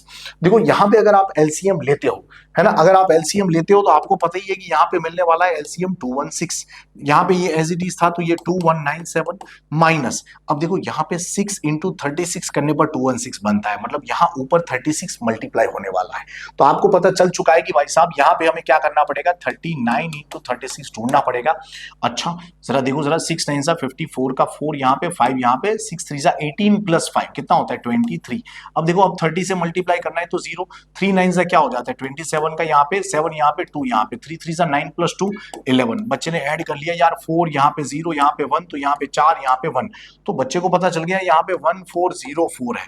अब देखो ओनली आपको इसका आंसर लाना है, ठीक है, तो यहीं पे मैं थोड़ी सी जगह बना के लिख देता हूं alpha cube plus beta cube, अगर बच्चा ढूंढने जाएगा तो क्या होगा, देखो 7 माइनस 4 क्या हो जाता है 3 हो जाता है, अच्छा 9 माइनस 0 एक्चुअली 9 हो जाता है, यहाँ पे अगर आपने 1 माइनस 4 करने की कोशिश की तो बनेगा नहीं, इसलिए आपको 11 करना पड़ेगा है ना। अच्छा 11 माइनस 4, अब बताइए क्या होता है 7 होता है, आगे तो यहाँ पे 1 हो गया 1 माइनस 1 0, तो यहाँ 793 आएगा, नीचे है 216, तो यहाँ पे आपका आंसर आ चुका है। चलो आगे बढ़ते अगले सवाल की ओर। अगले सवाल की अगर चर्चा करें तो यहाँ पे दिया हुआ है The 10th term of AP is 52। मैंने कहा यार 10th term मतलब तो A10 which is equal to 52 and its 17th term is 20। अच्छा 17th term मतलब A70 which is 20। ओके आगे लिखा है, अच्छा देखो जरा आगे और लिखा है 17th term is 20 more than, 20 more than, अच्छा it's 13th term, it's 13th term मतलब ये 13। अच्छा सवाल देखो पूरा पढ़ना पड़ता है कभी कभी, कुछ आगे चीजें दी हो तो, है ना। Find the AP and it's 13th term, ठीक है भाई एपी ढूंढना है हमें, चलो ठीक है क्वेश्चन मार्क कर देते हैं। एंड इट्स 30th टर्म मतलब ए 30 हमें ढूंढना है। बच्चे ने तुरंत कह दिया सर आपको पता है ये होता है ए प्लस 16d, यहाँ पे 20 प्लस ये होता है ए प्लस 12d। मैंने कहा ए कैंसिल, ये यहाँ पे आएगा तो बचेगा 4d इक्वल टू 20, इसका मतलब d की वैल्यू 5। ओके तो मैंने कहा यार मेरे पास ए 10 था जिसका मतलब ए प्लस 9d होता है इक्वल टू 52, तो यहाँ पे ए प्लस 9 इंटू इसकी वैल्यू अगर 5 रख दी तो देखो 9 5 जा 45, उधर जाके माइनस होगा तो यहाँ पे बच्चा जानता है क्या मिलने वाला है, ए की वैल्यू 7 मिलने वाली है। भाई साहब बढ़िया बात है, आपको ए एंड डी मिल गया। अब आप एपी खुशी खुशी लिख सकते हो। क्या होती है एपी भाई साहब, एपी में पहले ए होता है बाद में डी ऐड होता जाता है, मतलब 5 ऐड होता जाता है। देखो जरा 7 plus 5 12, 12 plus 5 17 and so on. अच्छा सर आपसे ए 30 भी मांगा है जिसका मतलब होता है ए प्लस 29 डी। अच्छा सर ए की वैल्यू देखी जाए तो यहाँ 7 है प्लस 29 इंटू डी की वैल्यू देखो जरा क्या थी, 5 थी। तो बच्चे ने तुरंत कह दिया सर 29 5 तो शायद 145 होता है। मैंने कहा इसे ऐड करो आपको मिलेगा 152, तो आपका आंसर यहाँ पे आ चुका है। चलो आगे बढ़ते अगले सवाल की ओर। अगला सवाल दिया हुआ है, if the sum of first 7 terms of AP is 49। बच्चे ने कहा sir ji sum of 7 term दिया हुआ है 49, मैंने कहा आगे लिखा है and that of 17 term is 289, मतलब सम ऑफ 17 टर्म इज 289। बच्चे ने कहा सर एसएन का फॉर्मूला तो हमें पता है। मैंने कहा बढ़िया बात है यार, यहाँ पे लगाओ जरा क्या होता है, ये होता है n/2, यहाँ पे आ जाएगा 2a प्लस देखो n-1 मतलब 7 - 1 विच इज 6 इंटू होता है d इक्वल टू है 49। देखो 7 यहाँ मल्टीप्लाई में से डिवाइड में जाएगा तो 7 7 जा। बच्चे ने कहा सर जी 2 अगर इन दोनों के डिवाइड में जाएगा तो इसे कैंसिल करेगा, इसे 3 करेगा तो यहाँ पे हो जाएगा a plus 3d equal to 7। साथ में मैंने कहा यहाँ पे देखो S17 में क्या हो जाएगा, ये हो जाएगा 17/2, यहाँ पे 2a प्लस देखो 17 - 1 यहाँ पे 16 होगा इंटू डी होगा इक्वल टू यहाँ दिया हुआ है 289। देखो 17 डिवाइड में जाएगा तो 17 17 सा होता है, एज वेल एज 2 यहाँ डिवाइड में जाएगा तो 2 इसे 1 सा बना देगा, यहाँ पे 8 सा बना देगा, तो यहाँ पे आएगा a plus 8d equal to 17। बच्चे ने कहा सर माइनस माइनस माइनस खेले, मैंने कहा बिल्कुल यार देखो a माइनस a कैंसिल, यहाँ पे बचने वाला है -5d, यहाँ पे बचने वाला है -10। अगर यहाँ माइनस माइनस प्लस करेंगे 5 2 सा करेंगे तो आपको d की वैल्यू 2 नजर आएगी। अब बच्चे कहेंगे सर जी इसकी वैल्यू यहां डाल दे, मैंने कहा बिल्कुल किसी भी एक इक्वेशन में रखो, आपको मिलेगा a plus 3d equal to 7, तो यहाँ a प्लस 3 इंटू डी की वैल्यू 2 थी, यहाँ पे 7 है, 3 2 सा 6 उधर जाएगा तो a की वैल्यू हो जाएगी 1। बच्चे ने कहा सर ए मिल गया डी मिल गया, ढूंढना क्या था, उन्होंने मांगा है देखो जरा क्या है, find the sum of first n terms. मैंने कहा बढ़िया बात यार, सम ऑफ n टर्म्स मतलब क्या हो जाएगा यार, फॉर्मूला होता है n/2 2a plus n-1 into D. मैंने कहा वैल्यू रखने की कोशिश करते यार, देखो यहाँ पे 2 इंटू ए, देखो a की वैल्यू 1 थी तो 2 1 हो जाएगा 2 प्लस यहाँ पे n-1 इंटू डी की वैल्यू तो 2 थी, अब 2 अंदर जाएगा तो क्या हो जाएगा, देखो n/2 यहाँ पे 2 प्लस यहाँ पे हो जाएगा 2n-2। अब देखो ये दोनों कैंसल, ये दोनों भी कैंसिल है ना, 2 2 कैंसिल होंगे तो n इंटू एन क्या हो जाएगा बाद में n², मतलब आपका आंसर यहाँ पे आ चुका है। चलिए देखते हैं अगला सवाल। अगले सवाल की बात करें तो यहां लिखा है फाइंड द रेशियो। देखो रेशियो मांगा है भाई, रेशियो मांगा हो तो क्या करना चाहिए, तुरंत हमें एक ही काम करना चाहिए, let ratio become k ratio 1। अच्छा in which the point this divide the line segment joining this and this point. अच्छा मैंने कहा यार यहाँ पे एक लाइन सेगमेंट है, चलो जरा फोटो बनाते हैं, इस लाइन सेगमेंट की फोटो कैसी होगी। मैंने कहा यार यहाँ पे ए ऑफ क्या दिया हुआ है -5, -4 मतलब एक पॉइंट, और दूसरा पॉइंट है मान लेते हैं बी ऑफ -2, 3, उसे कोई पॉइंट यहाँ पे p डिवाइड कर रहा है विच इज -3, p। अच्छा मैंने कहा देखो यहाँ पे अगर देखा जाए तो इसका रेशियो क्या है, मैंने कहा k रेशियो 1 है। अब बच्चे ने कह दिया सर जी यहाँ पे आप जानते हो इसे x1 y1 बुलाते हैं, इसे x2 y2 बुलाते हैं, और इस जनरल पॉइंट को हम xy बुलाते हैं। तो जब भी कोई पॉइंट किसी है ना लाइन सेगमेंट को डिवाइड कर रहा हो तो उसका सिंपल एक फॉर्मूला था है ना, जो m रेशियो n वाला था, लेकिन तब रेशियो दिया होता था, जब रेशियो ना दिया हो हमने k रेशियो 1 एज्यूम किया हो तब हम क्या करते थे, तब हम फॉर्मूला रखते थे p of x, y equal to हम रखते थे kx2 plus x1 upon k plus 1, यहाँ पे ky2 plus y1 upon k plus 1। बच्चे ने कहा sir ji p of x comma y की वैल्यू आप जानते हो क्या है, मैंने कहा -3 कॉमा पी। चलो -3 कॉमा पी इक्वल टू, यहां पे देखिए x2 x1, मैंने कहा यार x2 x1 मतलब कि -2 यहां पे है k और साथ में x1 विच इज -5, नीचे है k+1। यहां पे देखिए जरा y2 y1, मैंने कहा यार अगर देखा जाए y2 y1 तो यहाँ 3n -4 मतलब 3k, यहाँ पे -4 अपॉन k+1। अगर मैं इससे कंपेयर करूंगा तो क्या हो जाएगा, -3 equal to -2k -5 upon k+1, ये इधर जाते ही -3k -3 इक्वल टू -2k -5। अब मैंने कहा यार तू इधर चला जा, इसे इधर भेजो, तो क्या हो जाएगा, देखो ये -3 के उधर जाएगा प्लस हो जाएगा, तो 3 - 2 1। अच्छा ये इधर जाएगा +5, 5 - 3 इज एक्चुअली 2, मतलब आपको मिला k/1 इक्वल टू 2/1। अच्छा तो k की वैल्यू 2 है, मैंने कहा यस। अब मैंने कहा देखो p की वैल्यू भी आपको चाहिए थी तो कंपेयर कर लो जरा, आपको पता चलेगा p इक्वल टू क्या था, देखो p इक्वल टू यहाँ पे था 3k - 4 upon k+1, 3k - 4 upon k+1। बच्चे जानते हैं k की वैल्यू 2 है, तो यार 3 2 6, 6 - 4 बच्चा जानता है 2 होता है, नीचे 2 + 1 3 होता है, मतलब आपका आंसर आ जाएगा 2/3।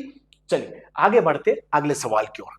अगला सवाल देखिए भाई साहब, यहां पे दिया हुआ है if a b and c are the sides of right triangle. अच्छा राइट ट्राइंगल, मैंने कहा यस, जिसमें उन्होंने कहा है where c is the hypotenuse. देखो यहाँ पे एक राइट ट्राइंगल दिया हुआ है और जिसमें यहाँ पे हाइपोटेनियस का नाम हमने रखा हुआ है सी, तो भाई बाकी के दोनों की बात करें तो यहाँ पे एक होगा ए और एक होगा बी। आगे देखा जाए तो उन्होंने कहा है prove that the radius of circle which touches the all the sides of triangle is this, मतलब ये हमें प्रूफ करना है कि भाई साहब अंदर कोई अगर सर्कल है जो इस राइट एंगल ट्राइंगल की हर एक साइड को छू रहा है तो कुछ ऐसा डायग्राम आएगा। अच्छा उन्होंने कहा कि इसकी जो रेडियस होती है, मैंने कहा ये रेडियस है, ये भी रेडियस है। बच्चे ने कहा सर यहाँ पे देखा जाए तो ये टेंजेंट जैसा नजर आ रहा है तो यहाँ 90 डिग्री होगा, मैंने कहा बिल्कुल, रेडियस और टेंजेंट के बीच में 90 डिग्री होता है तो सिमिलरली यहाँ भी 90 होगा। तीन एंगल 90 हो तो चौथा भी 90 हो जाता है, क्या हो जाता है 90 हो जाता है bye angle sum property of quadrilateral. बच्चों ने कहा सर यहाँ पे चारों एंगल 90 तो एटलीस्ट रेक्टेंगल बनेगा तो अपोजिट साइड इक्वल होंगी, मैंने कहा बालक अगर आपने अपोजिट साइड इक्वल की तो सारी साइड इक्वल हो जाएगी जिसकी वजह से आप इसे स्क्वायर बुला सकते हो। अच्छा सर हमसे उन्होंने कहा कि आर की वैल्यू ये प्रूफ कीजिए, मैंने कहा यार अभी कर देते हैं, तू बस देखता जा, तू बस इतना बता कि यार यहाँ पे अगर ये इतना हिस्सा आर है तो ये कितना होगा ए माइनस आर। बच्चे ने कहा सर आपको पता है एक्सटर्नल पॉइंट से टेंजेंट की लेंथ इक्वल होती है, मैंने कहा बढ़िया, चल लिख दे यहाँ पे सेम यहाँ ये आर है तो बाकी कितना बचेगा बी माइनस आर। बच्चे ने कहा सर एक्सटर्नल पॉइंट से जो टेंजेंट की लेंथ होती है वो इक्वल होती है, मैंने कहा बढ़िया बात है यार। तो अब मुझे तू इतना बता कि ये दोनों मिलके क्या बन रहे हैं सी, तो बच्चा लिख सकता है sir a minus r plus b minus r equal to है सी। तो मैंने कहा भाई सिंपल लग रहा है मेरे को कि भाई यहाँ माइनस आर को उधर भेज दूंगा तो ये दोनों ही पॉजिटिव हो जाएंगे, सी को इधर भेज दूंगा तो ए प्लस बी माइनस सी हो जाएगा, आर प्लस आर 2r हो जाता है तो यहाँ पे ए प्लस बी माइनस सी है, ये डिवाइड में जाएगा तो आर की वैल्यू हो जाएगी ए प्लस बी माइनस सी अपॉन 2, मतलब हमारा आंसर यहाँ पे आ चुका है। आपको एक बात समझनी पड़ेगी कि यहाँ जो मैंने बीच में बातें सिखाई कि भाई साहब यहाँ पे है ना, यहाँ 90 डिग्री हो रहा है, ये आर तो ये यहाँ पे ए माइनस आर होगा, ये सब बातें यहाँ पे आपको लिखनी पड़ेगी और ये लिखने के लिए आपको यहाँ पे इसका नाम triangle ABC as well as जहाँ पे भी छू रहा है इसके नाम कुछ आपको दे देने पड़ेंगे, जैसे यहाँ पे हम लिख सकते हैं P Q and R as well as centre का नाम यहाँ पे हम ओ रख लेंगे, जिससे आपके लिए सब कुछ लिखना कैसा हो जाए, एकदम आसान हो जाए। चलिए आगे बढ़ते हैं अगले सवाल की ओर। अगले सवाल की अगर चर्चा करें तो यहां दिया हुआ है AB is a tangent to a circle. बच्चे ने कहा सर वापस ऐसा सवाल आया सर्कल का, मैंने कहा मैं गोला बनाऊंगा उसके लिए भाई साहब, यहाँ पे देखो एक यहाँ पे हमने सर्कल बनाया जिसमें उन्होंने AB टेंजेंट कही थी, चलो ठीक है एक टेंजेंट तो बना लेते हैं, चलो ये टेंजेंट है जहां पे उन्होंने क्या कहा है AB is a tangent to a circle with center P, centre का नाम P है and B is the point of contact, अगर B point of contact है तो भाई साहब ये यहाँ पे होगा, साथ में उन्होंने कहा है PA is intersect at C, अच्छा PA intersect the circle at C, चलो भाई PA को अगर मैं ऐसे जोड़ूंगा तो मैं तो भाई इसे भी जोड़ दूंगा और मुझे पता है कि यहाँ पे ये कहाँ पे छू रहा है C पे, ओके मैंने कहा यार ये तो रेडियस है, यहाँ पे 90 डिग्री है, ओके आगे बढ़ो जरा। यहाँ पे दिया हुआ है AB इक्वल टू 15, AB दिया हुआ है 15, AC इक्वल टू 9, ये इतना हिस्सा 9 है, मैंने कहा ये क्या है, ये R है।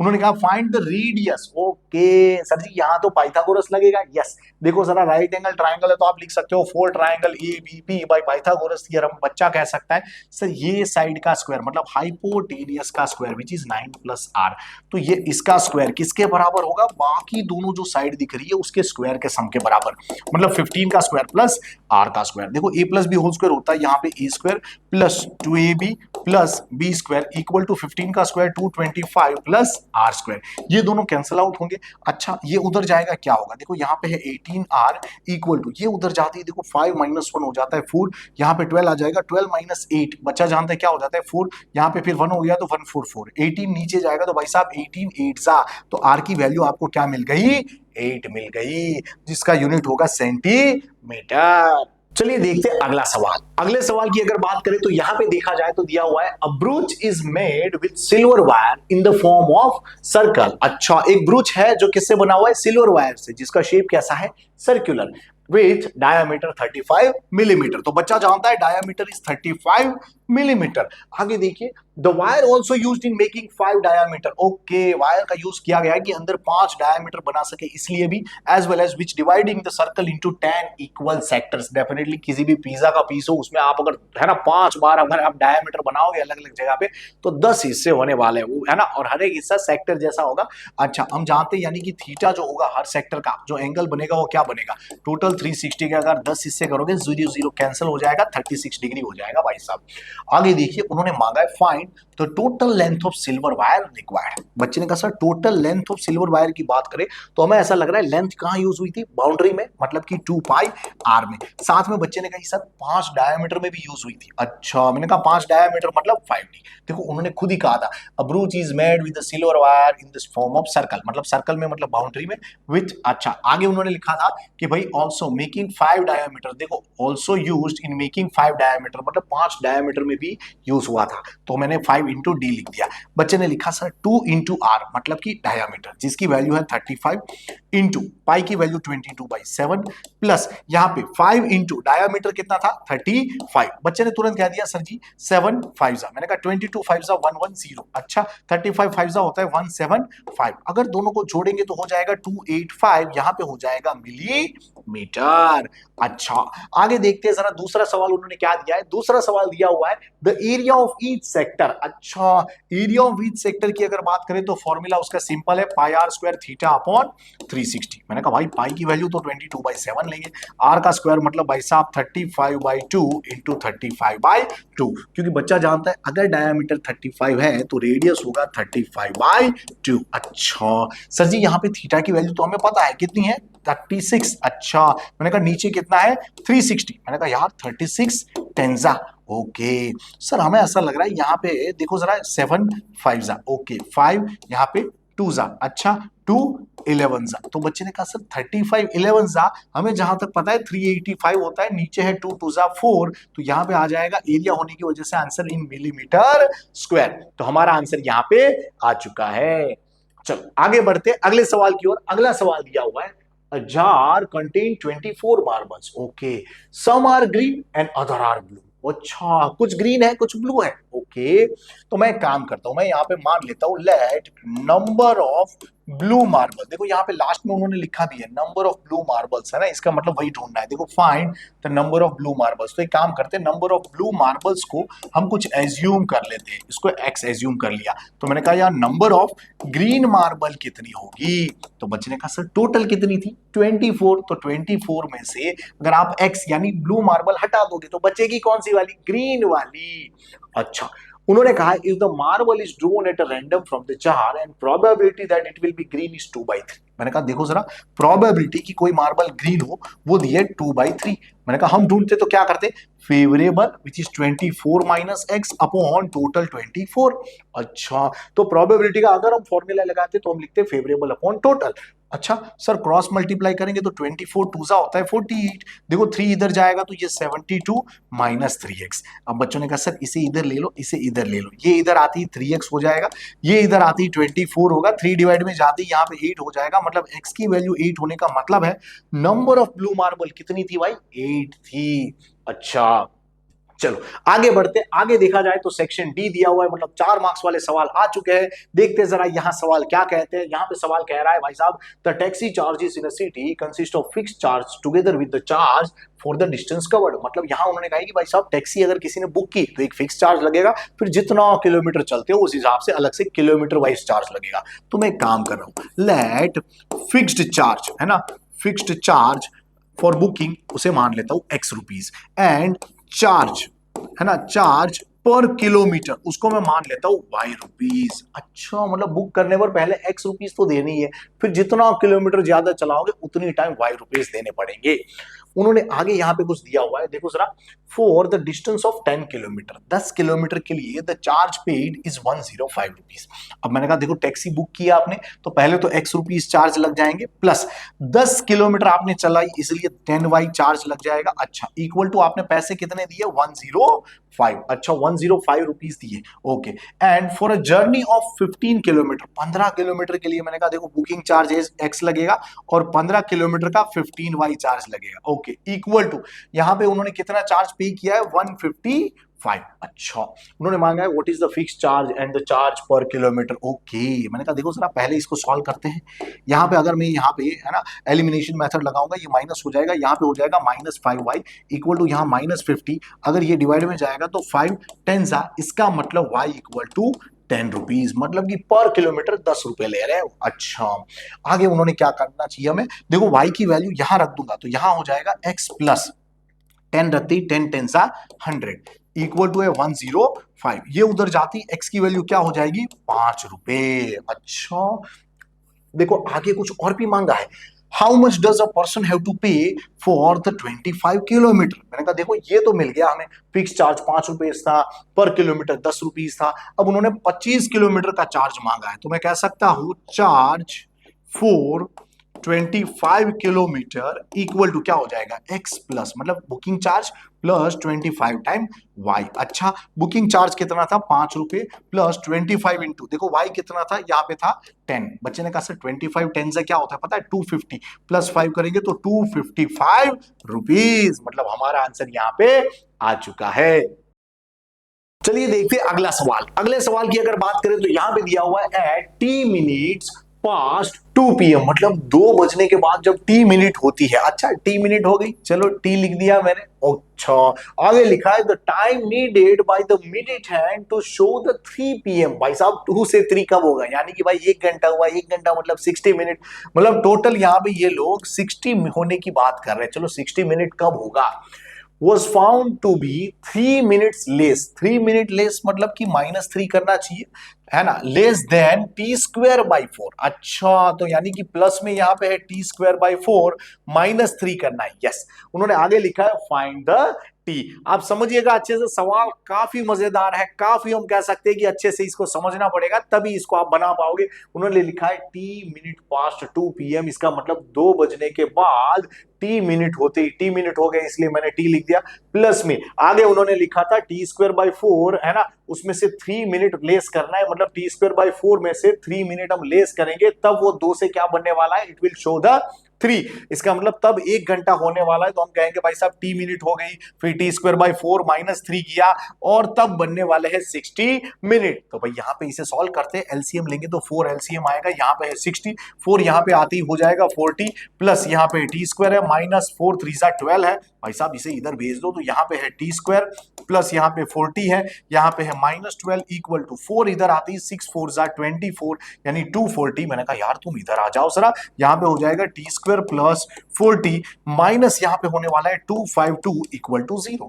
अब बच्चे ने कहा सर 252 के फैक्टर निकालने पड़ेंगे। मैंने कहा बिल्कुल यार, तो अगर आप यहाँ पे ट्राई करते हो कि 252 के फैक्टर निकालना चाहते हो तो यहाँ देखो 2 से अगर इसे डिवाइड करोगे तो 2 1 एंड 2 26, 2 से अगर यहाँ पे कटिंग करने की कोशिश करोगे तो 6 एंड 3। बच्चे ने कहा सर 3 से ट्राई करेंगे तो यहाँ 21, 3 से ट्राई करेंगे तो यहाँ पे क्या आ जाएगा 7। अच्छा, तो 7 से ट्राई करोगे तो यहाँ पे 1। अच्छा सर, हमें ऐसा लग रहा है कि अब यहाँ पे हमें क्या करना है, देखो -252 के ऐसे फैक्टर निकालने हैं कि जिससे यहाँ पे +4 आ जाए। मतलब कि भाई देखो, अगर कभी भी यहाँ नेगेटिव दिया हो और ऊपर पॉजिटिव, तो यहाँ हम क्या करेंगे, जो दो फैक्टर मिलेगा उसमें से छोटे वाले को माइनस देंगे। अच्छा सर, अगर यहाँ पे देखा जाए तो अगर मैं ऐसा ले लूं, देखो 7 2 14, तो बचेगा कितना, 3 3 9, 9 2 18। तो मुझे दिख रहा है यहाँ पे 18 और 14 के बीच में 4 का डिफरेंस होता है, तो यहाँ पे हम लिख सकते हैं 18 इंटू -14 एज वेल एज 18 -14 करूंगा तो 4 आ जा रहा है। क्या बात है भाई, हमारा काम हो गया। अब बच्चा लिखेगा t² प्लस, इसे लिख सकते हैं 18t -14t -252 इक्वल टू 0। अच्छा, बच्चे ने कहा यहां से अगर t कॉमन लेंगे तो मुझे मिलेगा t प्लस 18। यहां से मैं अगर -14 कॉमन लूंगा तो अंदर मिलेगा t प्लस 18 इक्वल टू 0। ये सेम यहां पे हमेशा टर्म मिलती है जिसे हम कॉमन ले लेते हैं, अंदर बचता है बच्चा लोग t -14 equal to 0। If product is 0, बच्चा जानता है आइदर फर्स्ट वन इज 0 और सेकंड वन इज 0। ये उधर जाएगा तो t की वैल्यू -18 हो जाएगी, ये उधर जाएगा तो t की वैल्यू +14 हो जाएगी। बच्चा जानता है सर जी नेगेटिव आंसर नहीं हो सकता, इसका मतलब 14 मिनट्स इज आवर आंसर। चलिए आगे बढ़ते हैं अगले सवाल की ओर। अगले सवाल की अगर बात करें तो यहां पे दिया हुआ है state and prove the converse of basic proportionality theorem. देखो जरा सवाल वही पुराना भाई, कन्वर्स ऑफ थेल्स थ्योरम हमसे मांगा है। बच्चा जानता है इसमें क्या होता था भाई, सबसे पहले अगर स्टेटमेंट की बात करें तो वो बच्चा क्या लिखेगा। बच्चा जानता है कि सर जी उसमें क्या होता है, इन अ ट्राइंगल आपको लिखना है, in a triangle if we draw a line which divide the other two side in a equal ratio, then that line is parallel to third side of triangle। जो मैंने statement बोला वो आपको यहाँ पे पहले लिख देना चाहिए कि भाई in a triangle if we draw a line which divides the other two sides of a triangle in equal ratio, then that line is parallel to third side of triangle. अब बच्चे ने कहा सर जी इस पर से तो हमें कुछ पता चल रहा है कि सर आपने कहा कि ये जो लाइन है ये इन दोनों साइड को इक्वल रेशियो में डिवाइड कर रही है, मतलब कि AD upon DB equal to यहां पे होगा AE upon EC, AE upon EC। अब बच्चे ने कहा सर जी आपको पता है हमें प्रूफ क्या करना है। मैंने कहा यार सबको पता है, मैंने अभी तो कहा था कि this line is parallel to third side, इसका मतलब कि DE पैरेलल BC। ये हमें क्या करना है, प्रूफ करना है। चलो प्रूफ करने के लिए आगे बढ़ते हैं। अब यहां पे हम क्या करेंगे, जो हमें प्रूफ करना है ना उसके अलावा की कुछ चीजें लेंगे। बच्चे ने कहा मतलब, मैंने कहा देखो हमें प्रूफ करना है कि ये इससे पैरेलल है। मैं मान लेता हूं कोई और लाइन यहां पे है जो यहां D से जा रही है और वो इससे पैरेलल है। अच्छा, इससे क्या होगा, आपको अपने आप है ना कॉन्ट्राडिक्शन मेथड जैसी फीलिंग आएगी और इससे आंसर बहुत आसानी से आ जाएगा कि भाई साहब ले लेते हैं यहां पे कि भाई DF which is parallel to BC, है ना। मैंने क्या किया, let DF which is parallel to BC। बच्चे ने कहा सर पैरेलल लाइन आ गई, आपको पता है पैरेलल लाइन आती है हम क्या करते थे, थेल्स थ्योरम अप्लाई करते थे। तो हम यहाँ पे लिख सकते हैं बाय बेसिक प्रोपोर्शनैलिटी थ्योरम, मैं कह सकता हूँ AD अपॉन DB, यहाँ पे AD upon DB equal to, यहाँ पे लिख सकता हूं AF अपॉन FC, यहाँ पे AF अपॉन FC। अच्छा, बच्चे ने कहा सर यहाँ पे और यहाँ पे कुछ चीजें सेम नजर आ रही है। यस, तो मैं यहाँ पे साथ में इसको इक्वेशन 1 बुला लेता हूं और यहाँ पे गिवन लिख देता हूं कि भाई गिवन क्या था, गिवन था AD upon DB equal to, यहां पे था हमारे पास AE अपॉन EC। बच्चे ने कहा ये इक्वेशन 2 होगा। मैंने कहा बिल्कुल यार। अब बच्चे ने कहा सर यहाँ पे दोनों ही इक्वल है तो उससे बराबर की चीजें इक्वल हो जाएगी। तो वो गांव का बच्चा जानता है कि फ्रॉम 1 and 2 मैं इतना तो लिख ही सकता हूं कि ये दोनों इक्वल हो जाएंगे कि भाई AF upon FC equal to AE upon EC। अब बच्चे ने कहा सर 1 ऐड कर दो दोनों तरफ, तो यहाँ पे कुछ ऐसा दिखेगा AF upon FC plus 1 equal to AE upon EC plus 1। Sir plus 1 क्यों किया, अभी पता चल जाएगा भाई। एलसीएम लेने पर ये उधर चला जाता है तो यहाँ पे बन जाता है AF plus FC upon FC equal to यहाँ पे AE plus EC upon EC। तो बच्चे ने कह दिया सर AF प्लस FC, ये देखो जरा AF प्लस FC टोटल कितना होगा, आप देखिए जरा AF प्लस FC टोटल हो जाएगा AC। अच्छा, टोटल हो रहा है AC, तो यहां पे लिख देते हैं AC अपॉन है FC equal to AE plus EC। देखो जरा AE प्लस EC। अच्छा, टोटल मिला के कितना होगा, टोटल होगा AC। अच्छा, तो यहां पे भी आ जाएगा AC अपॉन EC, ये दोनों कैंसल आउट। मैंने कहा यार क्रॉस मल्टीप्लाई करेंगे या दोनों का रेसिप्रोकल करेंगे तो आपको दिखेगा FC इक्वल टू EC। अच्छा सर इसका क्या मतलब है, मैंने कहा FC इक्वल टू EC का मतलब है कि ये जो F से C की दूरी है एज वेल एज E से C की दूरी है ये दोनों इक्वल है। बच्चे ने कहा सर ये कैसी बात हुई, ये दोनों लाइन तो अलग अलग दिख रही है। मैंने कहा दिख अलग अलग रही है लेकिन है इक्वल।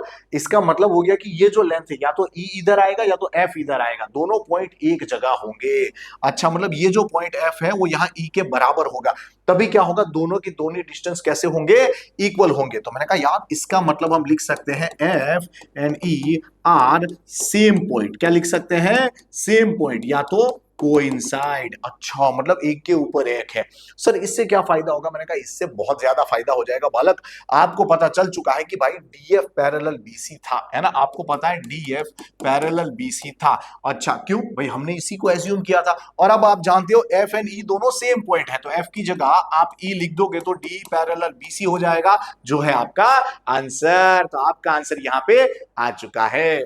चलिए देखते हैं अगला सवाल। अगले सवाल की बात करें तो यहां पे दिया हुआ एक और ट्रायंगल का सवाल, फिगर देखते ही बच्चा समझ गया कि सर जी ये सवाल हमें कहीं ना कहीं एनसीईआरटी का नजर आ रहा है। मैंने कहा देखो क्या दिया हुआ है, in a given figure E is the point on side CB produced of isosceles triangle where AB equal to AC। देखो जरा isosceles triangle है जिसमें AB equal to AC है, तो जरा गिवन में हम लिख देते हैं कि भाई हमें दिखाई दे रहा है AB equal to AC in triangle ABC. बच्चे ने कहा सर ये परपेंडिकुलर भी दिख रहा है, मैंने कहा लिख दो चलो, AD perpendicular BC as well as EF perpendicular AC. हमें प्रूफ करना है ये दो ट्राइंगल सिमिलर। अच्छा मैंने कहा देखो हमें प्रूफ क्या करना है, we have to show triangle ABD is similar with, देखो ट्राइंगल ECF।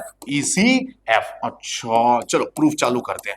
अब बच्चे ने कह दिया सर जी यहाँ पे हमारे पास ये चीजें पड़ी है। मैंने कहा अच्छी बात है, जरा देखो ट्राइंगल एबीडी एंड ECF को जरा ध्यान से देखिए। एबीडी मतलब ये वाला ट्राइंगल, तो उसको मैं जरा यहाँ साइड में ड्रॉ करने की कोशिश कर रहा हूँ जिससे आपको थोड़ा सा अच्छा सा आइडिया आ जाए कि ये ट्राइंगल है जिसका नाम यहाँ पे हम ले सकते हैं ABD, जिसमें यहाँ कौन सा एंगल होगा, 90 डिग्री होगा। अच्छा अब कुछ और बातें करनी है। देखो दूसरा ट्राइंगल है वो भी उसके बाजू में मैं ड्रॉ कर रहा हूं।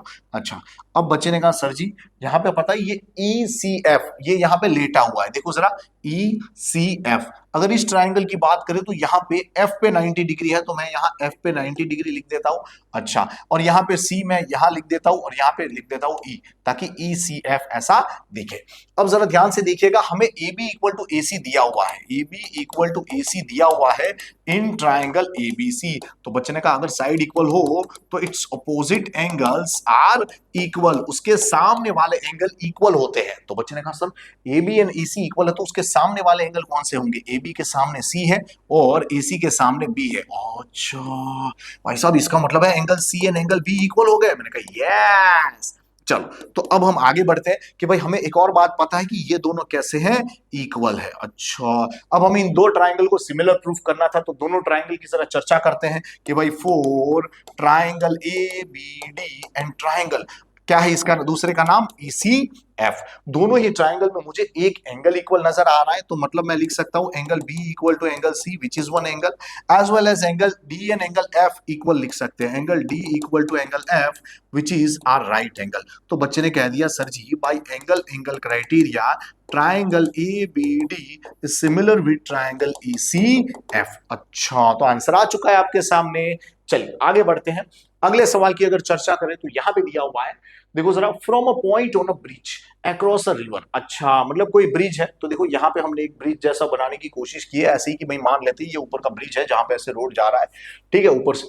अच्छा द एंगल ऑफ डिप्रेशन, देखो क्या लिखा है, from a point on a bridge, तो मैंने ये पॉइंट ले लिया ब्रिज के ऊपर का एक, from a point on a bridge. देखो उन्होंने कहा angle of depression, angle of depression की बात की, मतलब डिप्रेशन कहां होता है एंगल, उसका नीचे की साइड मतलब खड्डा। अच्छा और एलिवेशन मतलब ऊपर की साइड। अच्छा देखो angle of depression of bank on opposite side of river are 30 degree and 45 degree, मतलब कि यहां से अगर दोनों के है ना, हम कह सकते हैं नीचे जो रिवर जैसा है उसके दोनों किनारे पे अगर एंगल ऑफ डिप्रेशन बनाया जाए तो क्या बन रहा है, एक जगह पे 30 डिग्री बन रहा है और एक जगह पे 45 डिग्री। ओके मैंने कहा देखो यहाँ पे हमें एक इमेजिनरी लाइन बना लेनी चाहिए जिससे हमें एग्जैक्ट आइडिया आ सके। देखो ये मान लेते हैं हमारी एक इमेजिनरी लाइन है जो बेस से पैरेलल है।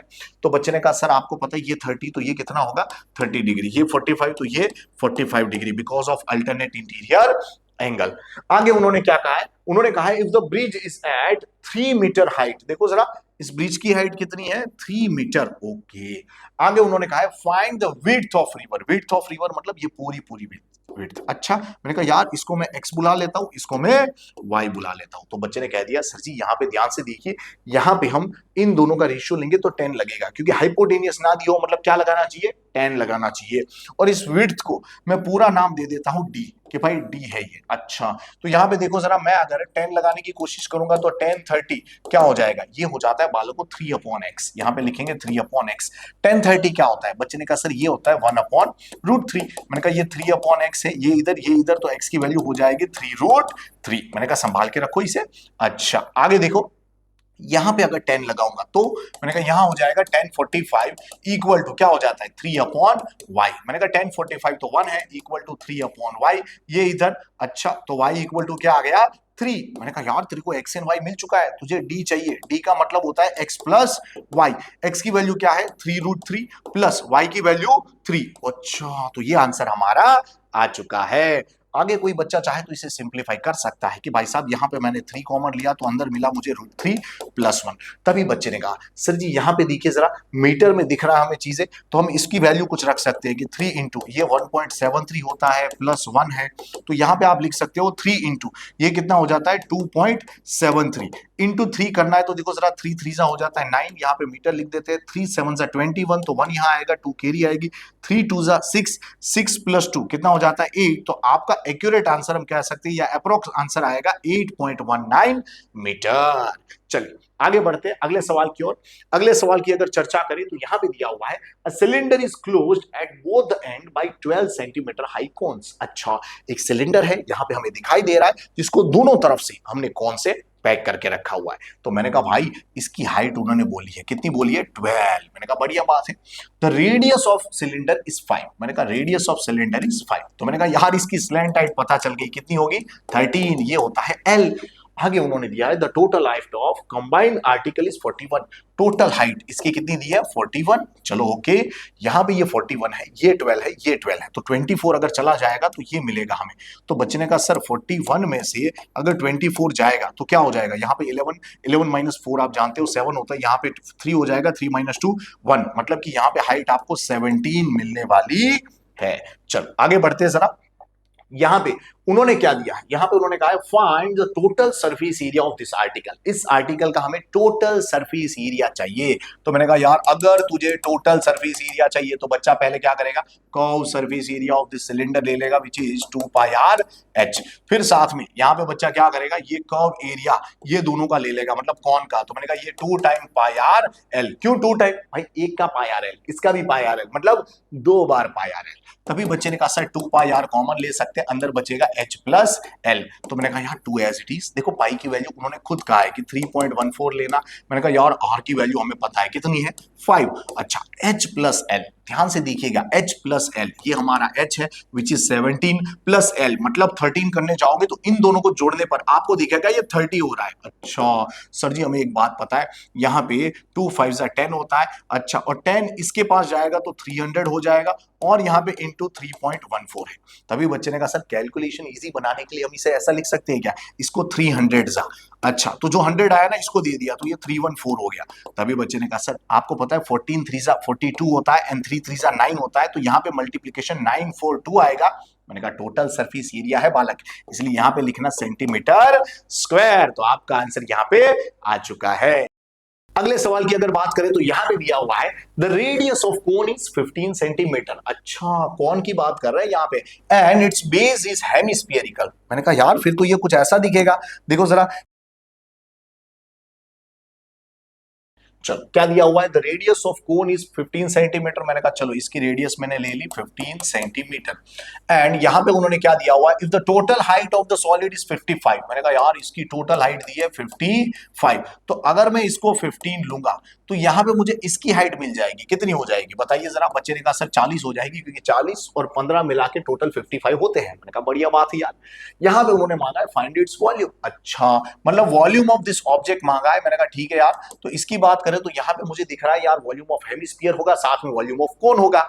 तो बच्चे ने कह दिया सर वॉल्यूम ऑफ कोन हम जानते हैं क्या होता है भाई, ये होता है 1/3 पाई are square H.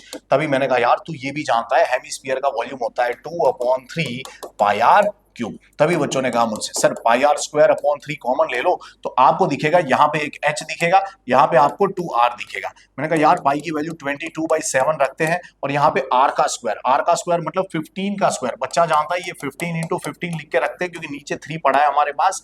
h plus 2r, देखो h की वैल्यू क्या है, यहाँ पे h की बात करें तो यहाँ पे 40 है, और यहाँ पे 2r मतलब इस 15 का डबल। 15 का डबल क्या होता है, 15 का डबल होता है 30 40 में जाएगा तो क्या हो जाएगा बच्चा लोग 70। तो यहाँ पे डायरेक्ट मैं 70 लिख रहा हूं, क्यों, क्योंकि यार 7 10 हो रहा है। अच्छा सर जी इस हिसाब से तो 3 5 हो रहा है। मैंने कहा बढ़िया बात है ना। तो देखो जरा 22 है यहाँ पे, तो मैं एक काम कर सकता हूँ 22 5 110 इंटू यहाँ पे मैं लिख सकता हूँ इन दोनों का प्रोडक्ट विच इज एक्चुअली 150। तभी बच्चे ने कहा सर 15 इंटू 11 हम जानते हैं कितना होता है 165। मैंने कहा बाकी के 2 जीरो तो लिख दे मेरे भाई, और वॉल्यूम होने की वजह से यहाँ पे आपको लिखना पड़ेगा सेंटीमीटर क्यूब। तो ये आपका आंसर आ चुका है। चलिए देखते हैं अगला सवाल। अगले सवाल की अगर बात करें तो यहां पे दिया हुआ है the median of the following data is 525। अच्छा, मैंने कहा यार मीडियन दे दिया उन्होंने विच इज 525। अच्छा मतलब 525। We have to find the value of x and y if the total frequency is 100। मैंने कहा ये अच्छी बात है यार, उन्होंने टोटल फ्रीक्वेंसी दे दी, मतलब n equal to sigma f i equal to 100। मैंने कहा यार जब भी मीडियन की बात आए हम ढूंढते थे CF। क्या ढूंढते थे, CF मतलब क्यूमुलेटिव फ्रीक्वेंसी, जहां पे हम है वहां तक की सारी फ्रीक्वेंसी का सम। मतलब यहाँ पे 2 आएगा, फिर हमें इससे जोड़ते थे तो 2 + 5 7, यहाँ पे हो जाएगा 7 + x, फिर ये इसके पास जाएगा तो 19 + x, ये इसके पास जाएगा तो देखो जरा पहले 7 जाता है 26, फिर 10 जाएगा इधर, तो यहाँ पे हो जाएगा 36 + x, यहाँ पे ये जाएगा तो 56 + x, यहाँ ये जाएगा तो 56 + x + y, ये यहाँ पे जाएगा तो कितना हो जाएगा 65 + x + y, ये इधर जाएगा तो कितना हो जाएगा, ये हो जाएगा मेरे ख्याल से 72 + x + y, ये इधर जाएगा तो मैंने कहा फिर यहाँ पे ये हो जाएगा 76 + x + y। बच्चे ने कहा सर ये आपने सारी फ्रीक्वेंसी का सम लिखा क्या, मैंने कहा बिल्कुल। तो मैंने कहा ये अगर मैं यहाँ लिखूंगा तो हो जाएगा 76 + x + y, क्योंकि इसका सम यहाँ पे 100 भी लिखा है और ये भी हो रहा है x और y की भाषा में, तो ये उधर जाएगा ना तो आपको मिलेगा x + y = 24। अच्छा, मैंने कहा यार इसको इक्वेशन 1 बुला लेते हैं, इसको संभाल के रखेंगे कभी काम आ जाएगा। अच्छा, अब हमें क्या करना चाहिए, मैंने कहा मीडियन 525 है। आप मुझे बताइए अगर मीडियन 525 है, इससे साफ पता चल जाता है कि नहीं कि भाई हमारा मीडियन क्लास कहां पर होगा 500 to 600 के बीच में। तो ये हमारा होने वाला है मीडियन क्लास। अच्छा सर आपको पता है उसकी लोअर लिमिट हमारी लोअर लिमिट, उसकी फ्रीक्वेंसी हमारी फ्रीक्वेंसी, ऊपर वाली CF हमारी CF। अच्छा सब कुछ मिल चुका है यार, बस तू H लिख दे, यहाँ पे कितना है 100। तो यहाँ पे बच्चे खुशी खुशी मीडियन का फॉर्मूला रखेंगे which is m = L + n/2 - CF / F × H। बच्चों ने कहा सर m की वैल्यू तो 525 है। मैंने कहा यार L की वैल्यू बता तू, L की वैल्यू देखो 500 है प्लस n/2, अरे यार n की वैल्यू तो 100 थी, उसका आधा होता है 50 माइनस, देखो माइनस CF है, देखो CF आपके पास था 36 + x, लेकिन आगे माइनस है तो ये हो जाएंगे -36 - x। अच्छा इंटू H था, H की वैल्यू सभी जानते 100 था तो मैं यहाँ पे लिख देता हूँ, और नीचे F की वैल्यू क्या थी रे, F की वैल्यू जरा ध्यान से याद कीजिए, ये 20 थी। मैंने कहा यार ये 20 थी तो ये 25 क्योंकि ये 100 यहाँ मल्टीप्लाई में था, जरा समझिएगा ये यहाँ मल्टीप्लाई में था। अच्छा ये इधर जाएगा माइनस हो जाएगा तो यहाँ 25 बचेगा, यहाँ पे 50 - 36 14 होता है, माइनस x है और यहाँ पे 5 है। मैंने कहा यार ये 5 डिवाइड में जाएगा तो 5 5 अच्छा ये इधर तो x = हो जाएगा 14 - 5 विच इज 9। तो बच्चे ने कहा सर x तो मिल गया, मैंने कहा यहाँ पे रख दे यार, है ना, पुट इन इक्वेशन 1। तो यहाँ पे देखो x की वैल्यू अगर आप 9 रखोगे तो 9 + y = 24। जैसे ही ये इधर जाता है तो y इक्वल टू क्या हो जाएगा, 24 माइनस 9 करने पर आपको यहाँ पे मिलने वाला है 15। मतलब आपका आंसर यहाँ पे आ चुका है। तो यहाँ पे हमारा पेपर फिनिश होता है और आई होप आपको अच्छा लगा होगा। अच्छा लगा हो तो लाइक सब्सक्राइब कीजिए, अपने फ्रेंड्स के साथ शेयर कीजिए, और जो हो सके तो आप इस वीडियो को पूरा का पूरा कंटिन्यूसली देखना नहीं है। कुछ बच्चे कंटिन्यूसली सिर्फ वीडियो देखते रहते हैं। मैं कहता हूँ सवाल बनाने का तरीका आपको पता होना चाहिए कि आपको पहले सवाल को पोज कर देना है, खुद ट्राई करनी है। अगर आपसे बन गया तो बहुत खुशी की बात है, नहीं बना तो यहाँ पे वीडियो देख के, और अगर बन गया तो मैं तो कहता हूं फिर भी इस वीडियो को चेक कीजिए कि आपने आंसर लिखा और हमने लिखा उसमें क्या डिफरेंस है। अगर आप उस डिफरेंस को, अंतर को अगर आप समझ पाए, अपनी एरर्स को आप समझ पाए, तो बहुत अच्छा होगा कि उससे आपके मार्क्स में बहुत बढ़ोतरी होगी। ऑल द बेस्ट आपकी एग्जामिनेशन के लिए।